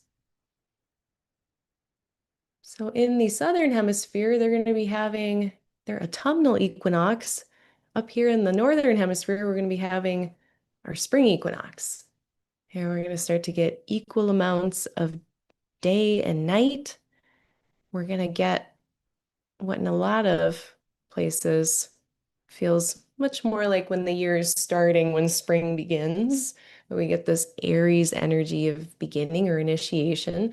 Um, I imagine, I always think about the southern hemisphere with the equinoxes and like it's September. I don't know when they start school, but maybe they're like starting school at this time. Um, Not sure. But the sun loves Aries. The sun is so healthy and happy in Aries. It can be its most expressive self. It can individuate, have identities, act out those identities, embody how it identifies. The sun in Aries can um, lead, either by leading itself, directing its own life, or that leadership can spread outward. So the sun in Aries is extremely effective, but the first couple degrees are going to be a little weird. So, when it comes to sun being self with Neptune, this is very opposite of what I just said. Like Neptune is the kind of the opposite of individuation. It dissolves the sense of a separate self.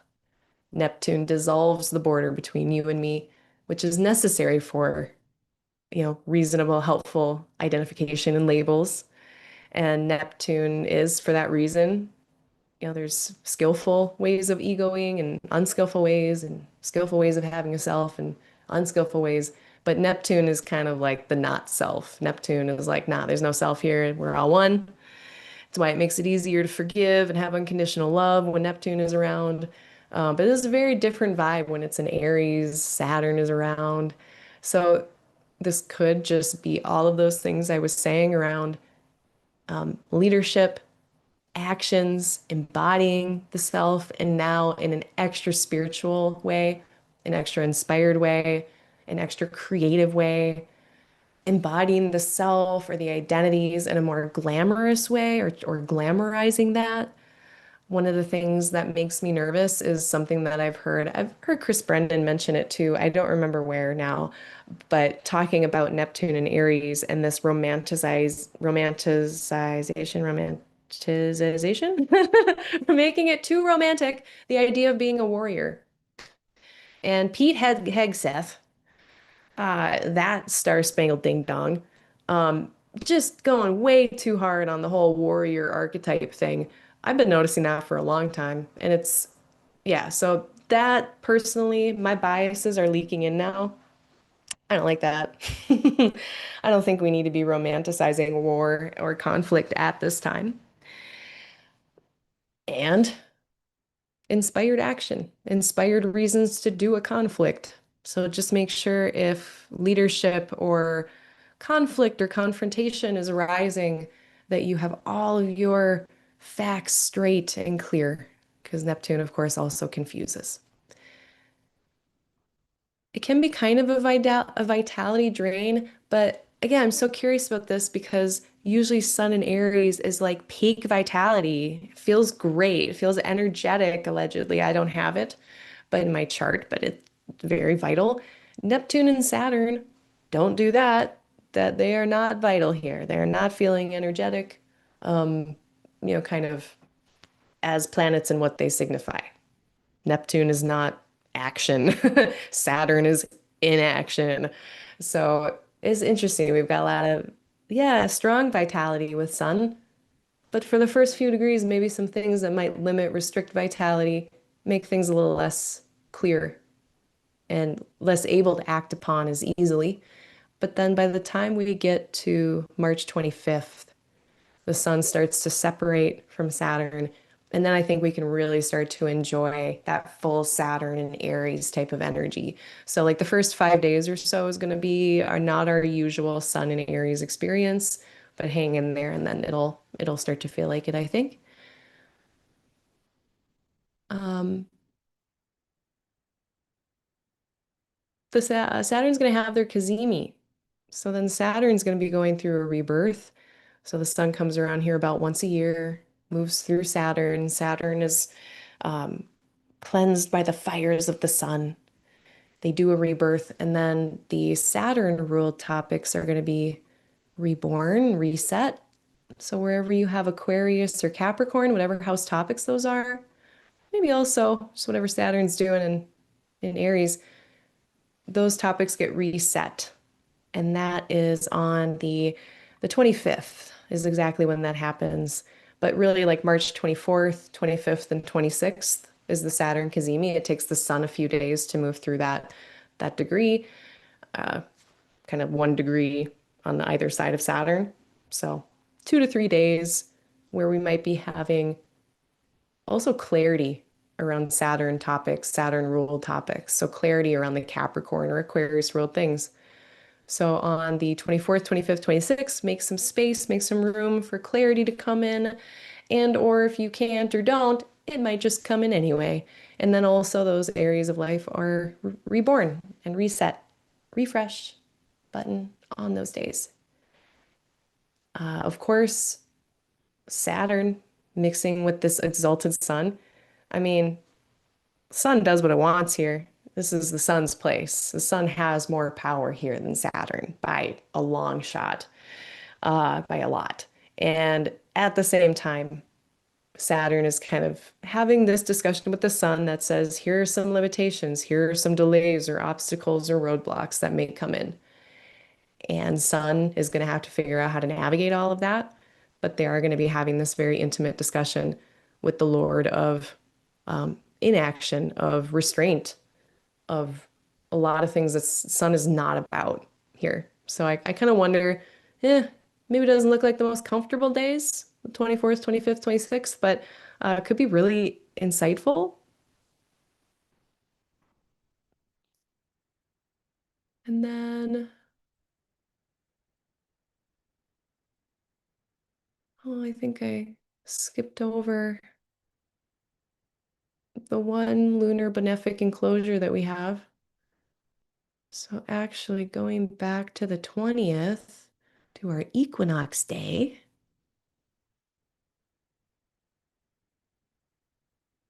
we're going to have the moon go between. Oh, I don't show it well here. Ignore that. But the moon's going to go between 15 and 17 degrees of Aries. And so that's a nice little window of time on the 20th of March on Friday where things might go a little better than you expected. Things might go smoother, might be easier. And specifically, that's on the 20th. It's the wee hours in Central Time. It's 1 a.m. to 4:30 a.m. Central Time. So about 2 a.m. to 5:30 a.m. Eastern Time. And that's going to be, let's see, universal time, like in your morning proper, like on your commute. If you're in like any of the universal time zone or more global Eastern time zones, then this nice patch of weather on the 20th of March is more actually during your day and you can experience it.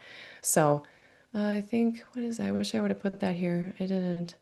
What's 1 plus 5?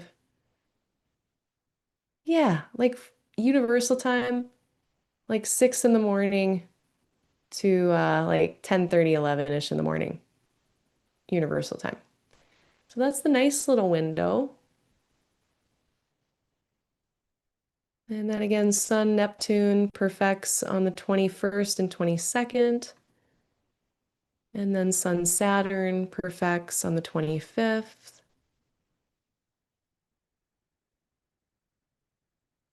Then on the 26th,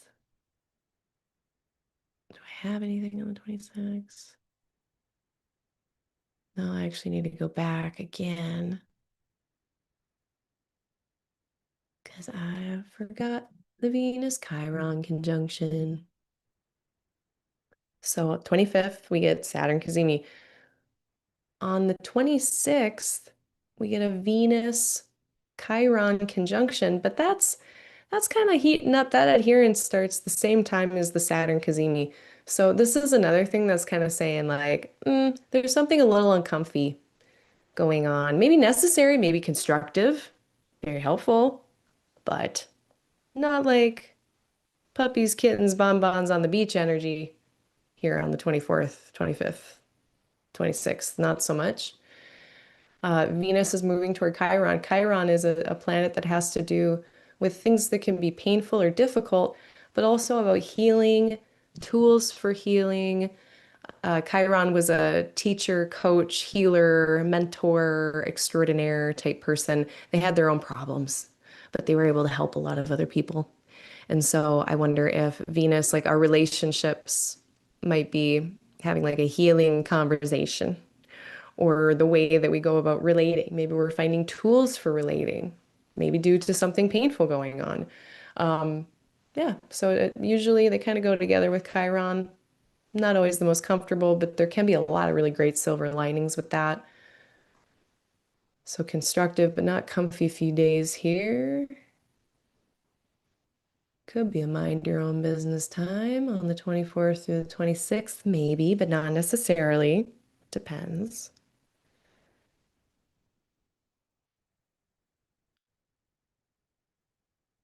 And then on the 25th? Where's the moon on the 25th?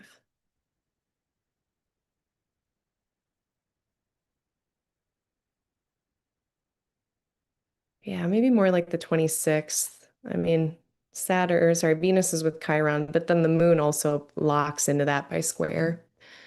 So even though the moon is in better condition around the 26th, they're still going to be feeling right into all that Aries stuff.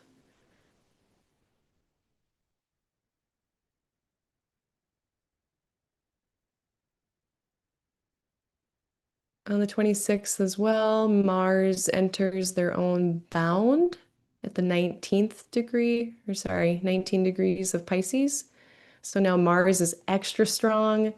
Um, very shortly, as of the 28th, they're going to be in their own bound and decan. So as March ends, Mars becomes very powerful. And so our ability to act, do, decide, um, assert for ourselves, advocate for ourselves and others, do conflict, all of those things get a bit louder at the end of the month.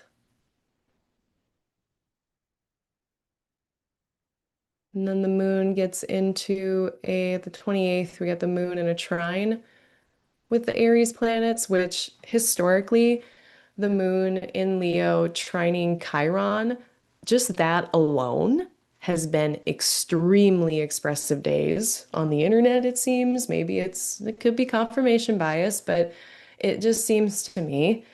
And I've actually had like at least one really vivid event that I'm not going to get into because it's really dark, of expression of pain and sorrow around moon connecting with Chiron and Aries. It's just fire. It wants to go outward and literally yell and roar about stuff.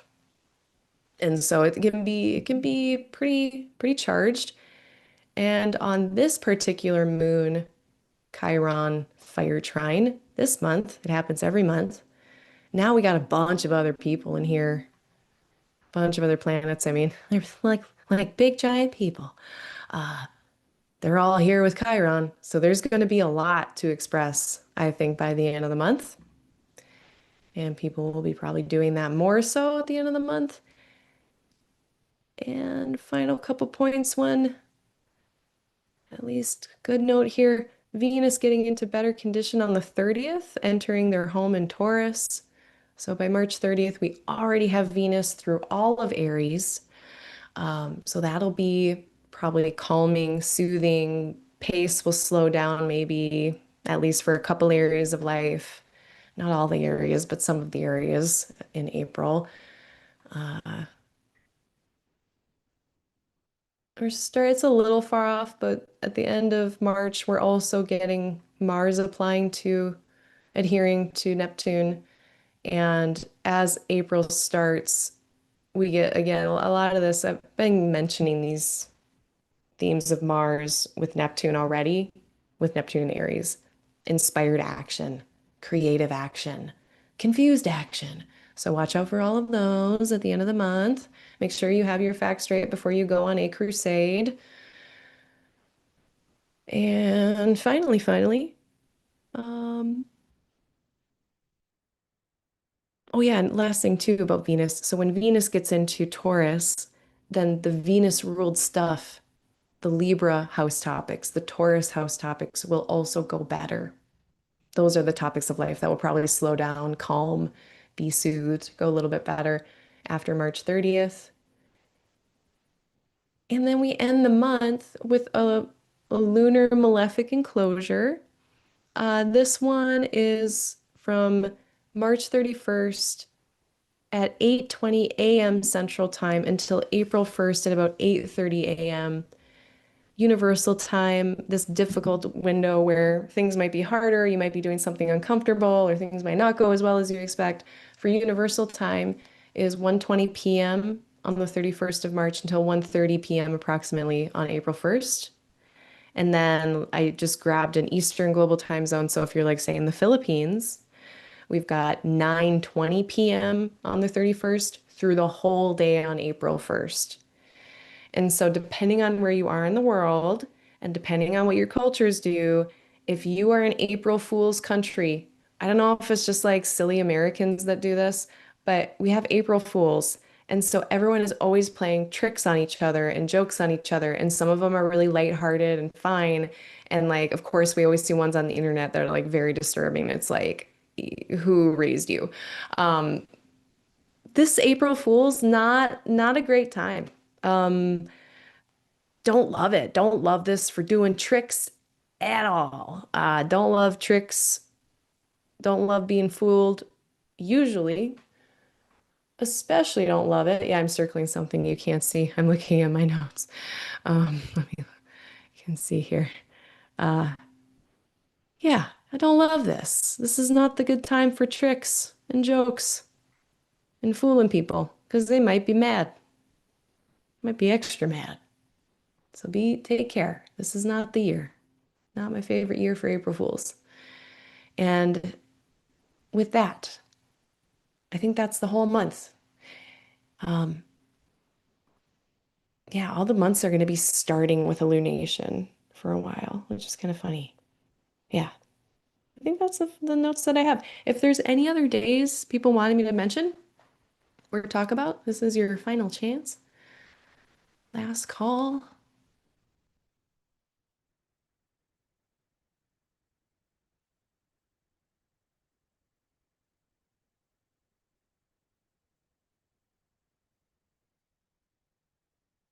Yes, Cranberry mentions the Hephaestus energy of Virgo, uh, work that is done in humble ways, unseen, artistry and devotion backstage. Yeah, all those things. So it's interesting. So then with that Virgo full moon lunar eclipse, the thing that might be culminating or fruiting or peaking might be something where only you really understand what a culmination it is.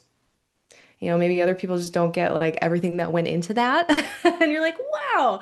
But, other people might not get it. So it might be more of that, the humble thing.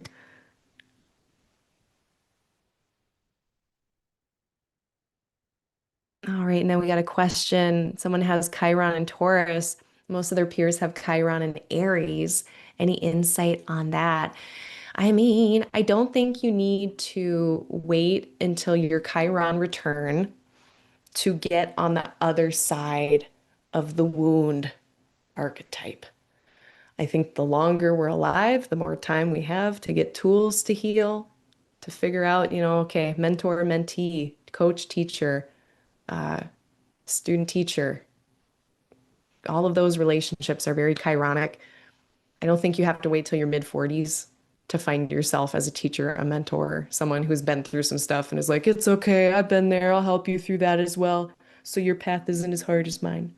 Because Chiron, they were this wounded healer, but they were this extraordinary person that would bring in all these people who had been exiled, outcast, but then they'd also train heroes. So they trained like Jason and the Argonauts of the Argonauts or whatever. So Chiron did all these amazing things.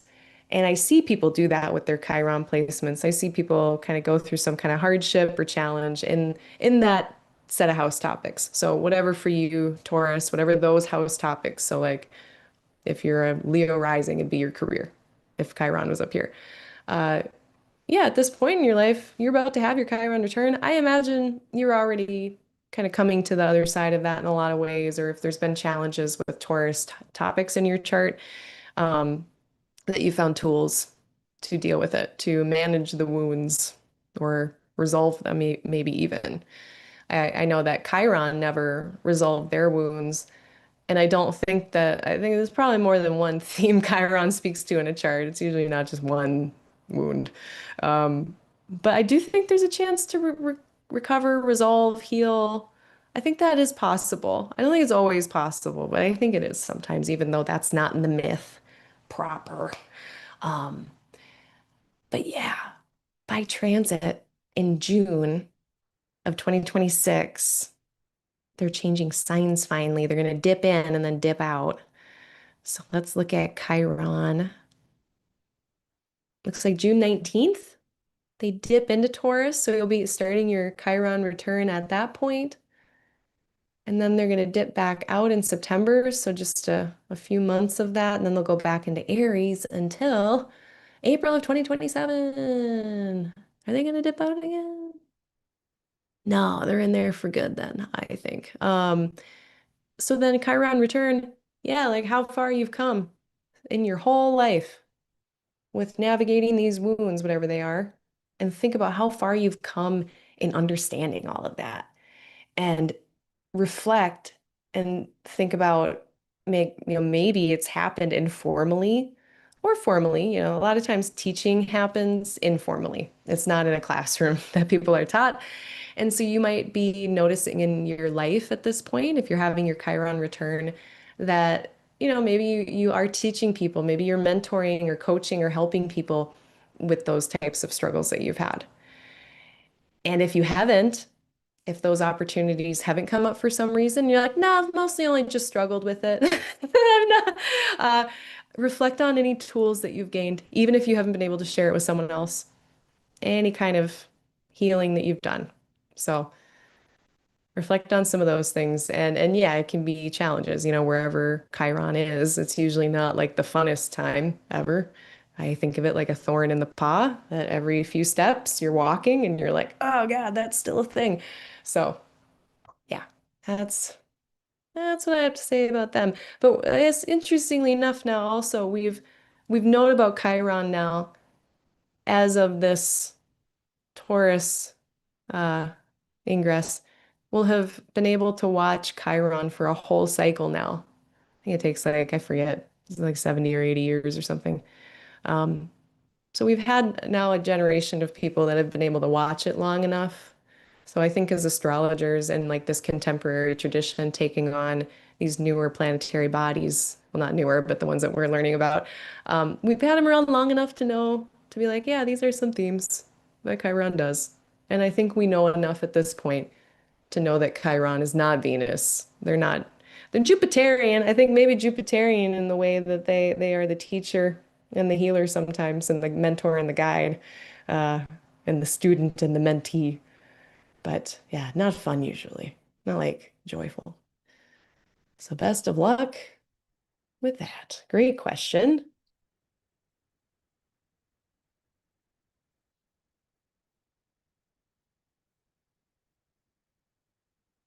Yeah, the Chiron and Aries, and me mentioning when the moon is in like a trine with that configuration, especially in Leo, which is also very expressive, or Sag, but I notice it a lot in Leo when I think it's because Chiron is overcoming when the moon is in Leo. It's like Chiron has that louder voice in the pair, and it can be that uh, deep rage Cranberry is mentioning.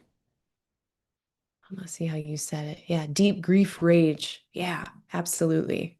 So it's good to express better out than in.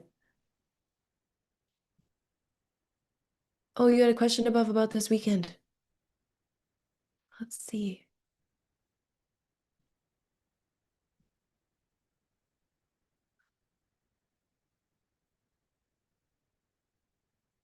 Um, can you restate your question, Cranberry, about which weekend you wanted me to look at? I've lost it, it seems.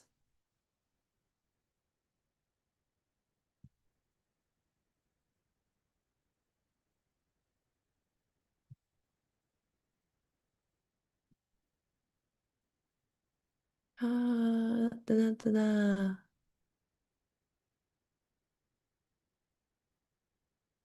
I don't know what about Vesta. Someone's mentioning Vesta with flames, and I agree. I love Vesta. I think they're great. I love what they symbolize in the chart. In terms of, I learned from Dr. Jen's art. Went to one of her lectures on Vesta, and they talked about Vesta in terms of something that you have to kind of keep your focus on, keep your attention on. Vesta, something that you have to kind of keep it purified and clean and like above board, having your shit together with it essentially, in the same way that these Vestal temple workers, virgins, had to keep this flame alive, otherwise they would get killed or murdered by the state. It's like, yeah, they were paying attention to that fire. You bet they were paying attention to that fire, and they were keeping it as perfect as they could. And those Vestal fires were used to purify and to clean various instruments to keep them sterile so that like the city's grain stores wouldn't become compromised in some way. And then, yeah, so something you have to focus on with Vesta, this idea about purification and like literal hygiene sometimes, and then uh, doing it in your own way. Kind of wherever Vesta is in the birth chart, it can speak to something that you have to do in your own way. I love them. Best of luck with your divorce.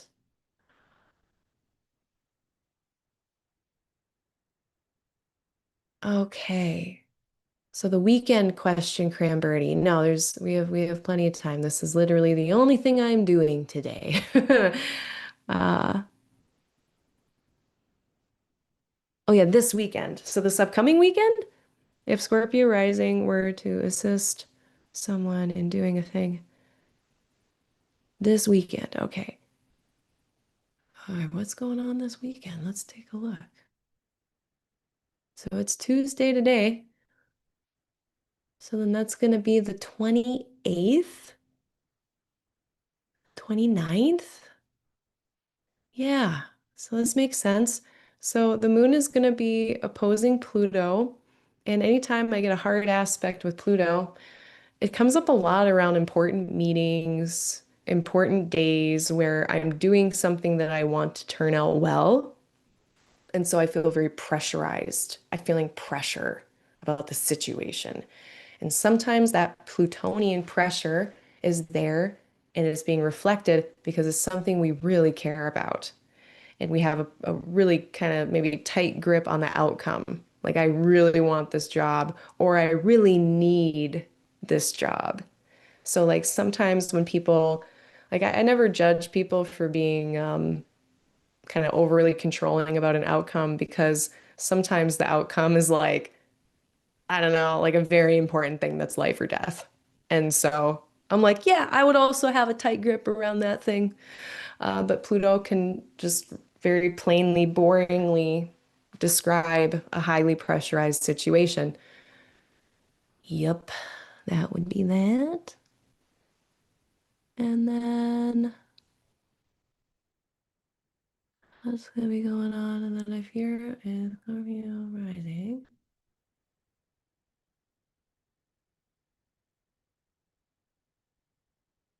All right, so if you're Scorpio rising, neighbors for you are your third house.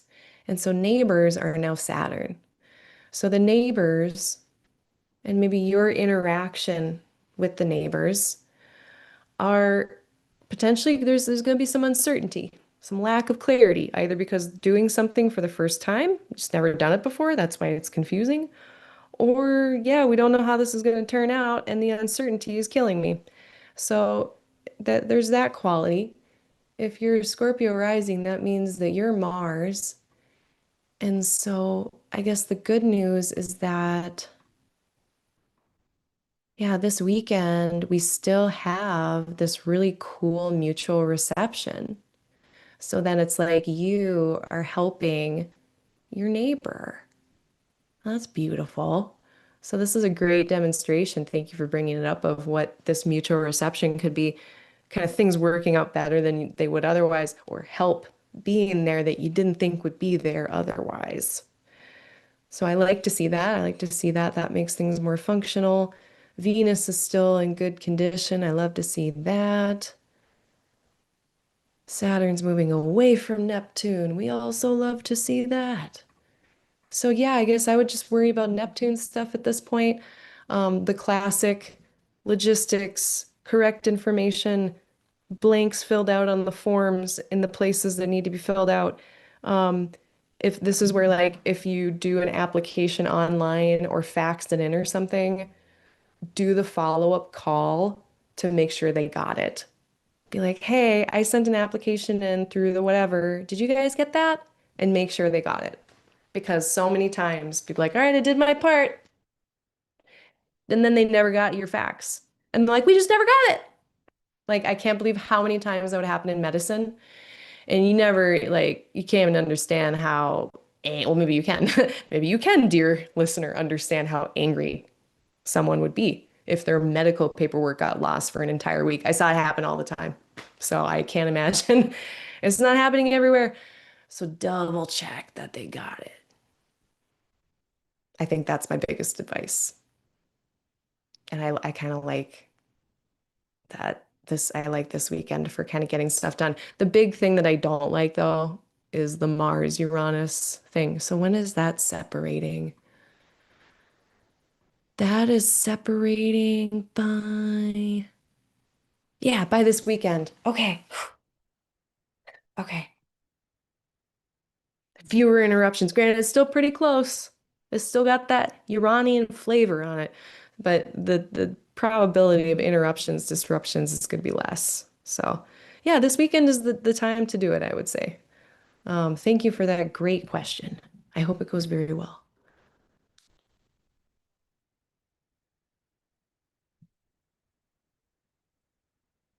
Yeah, thanks for joining, Kia. Cindy Jensen is wondering, is it a good thing to be born on a Mercury Cazimi? Yeah, I would say so. Better than being combust.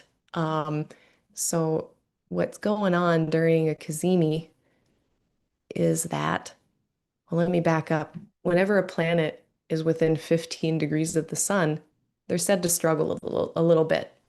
So here's the sun right now at 6 degrees of Pisces. Mercury right now, what is that? That's 10, 14, 16. So right now, Mercury is still visible. They're not being harmed by the beams. And then as Mercury descends into the sun, into the beams of the sun, they get closer and closer to the beams of the sun. They get closer to the sun. And this is just harder and harder and harder for Mercury. They're like too hot, overloaded. Um,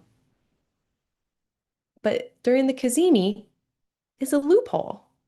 And there's this very short period of time where when a planet is within 1 degree of the sun, if you're doing the Hellenistic, there's a stricter version in the medieval Islamicate Persianate traditions. I think it's like, what do they use? 16, 17 arc minutes. Um, but anyway, it's a loophole. All of a sudden, Mercury is given a sun hat. They're given a umbrella. They're given water and sunscreen, and they're protected from the beams of the sun.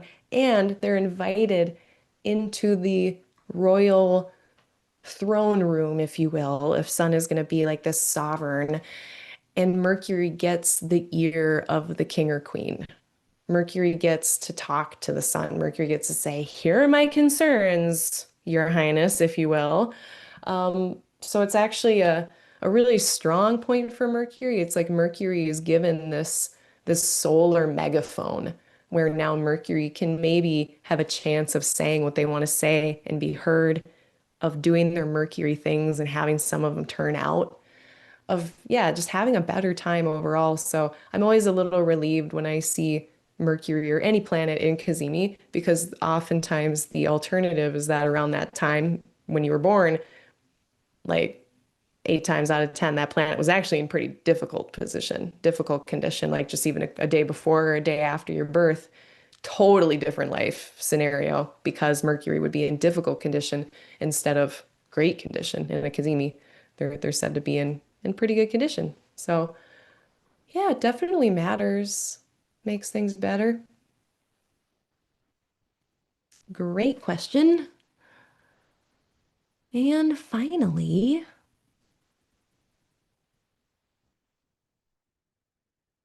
Mercury retrograde, having to get passport documents sent to renew passport before the retrograde. Dual citizenships things. Ooh. Mm-hmm. Ah.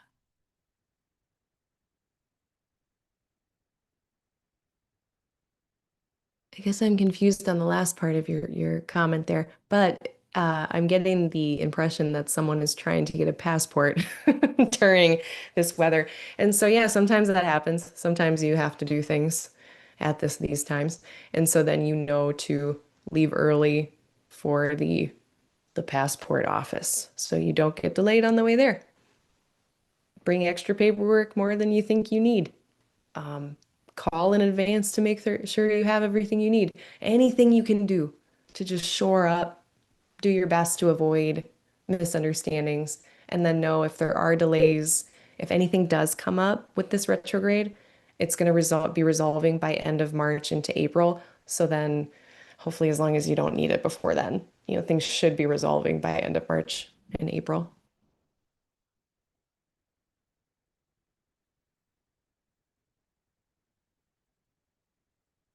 Yes, cranberry. That's exactly what Mercury is experiencing.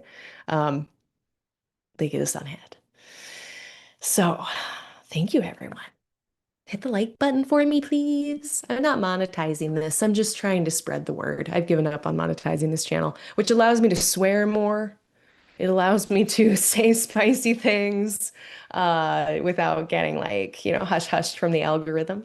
Um, so yeah, not monetizing. Hit the like button anyway. And I think that's it. So let me make sure I don't have any other notes.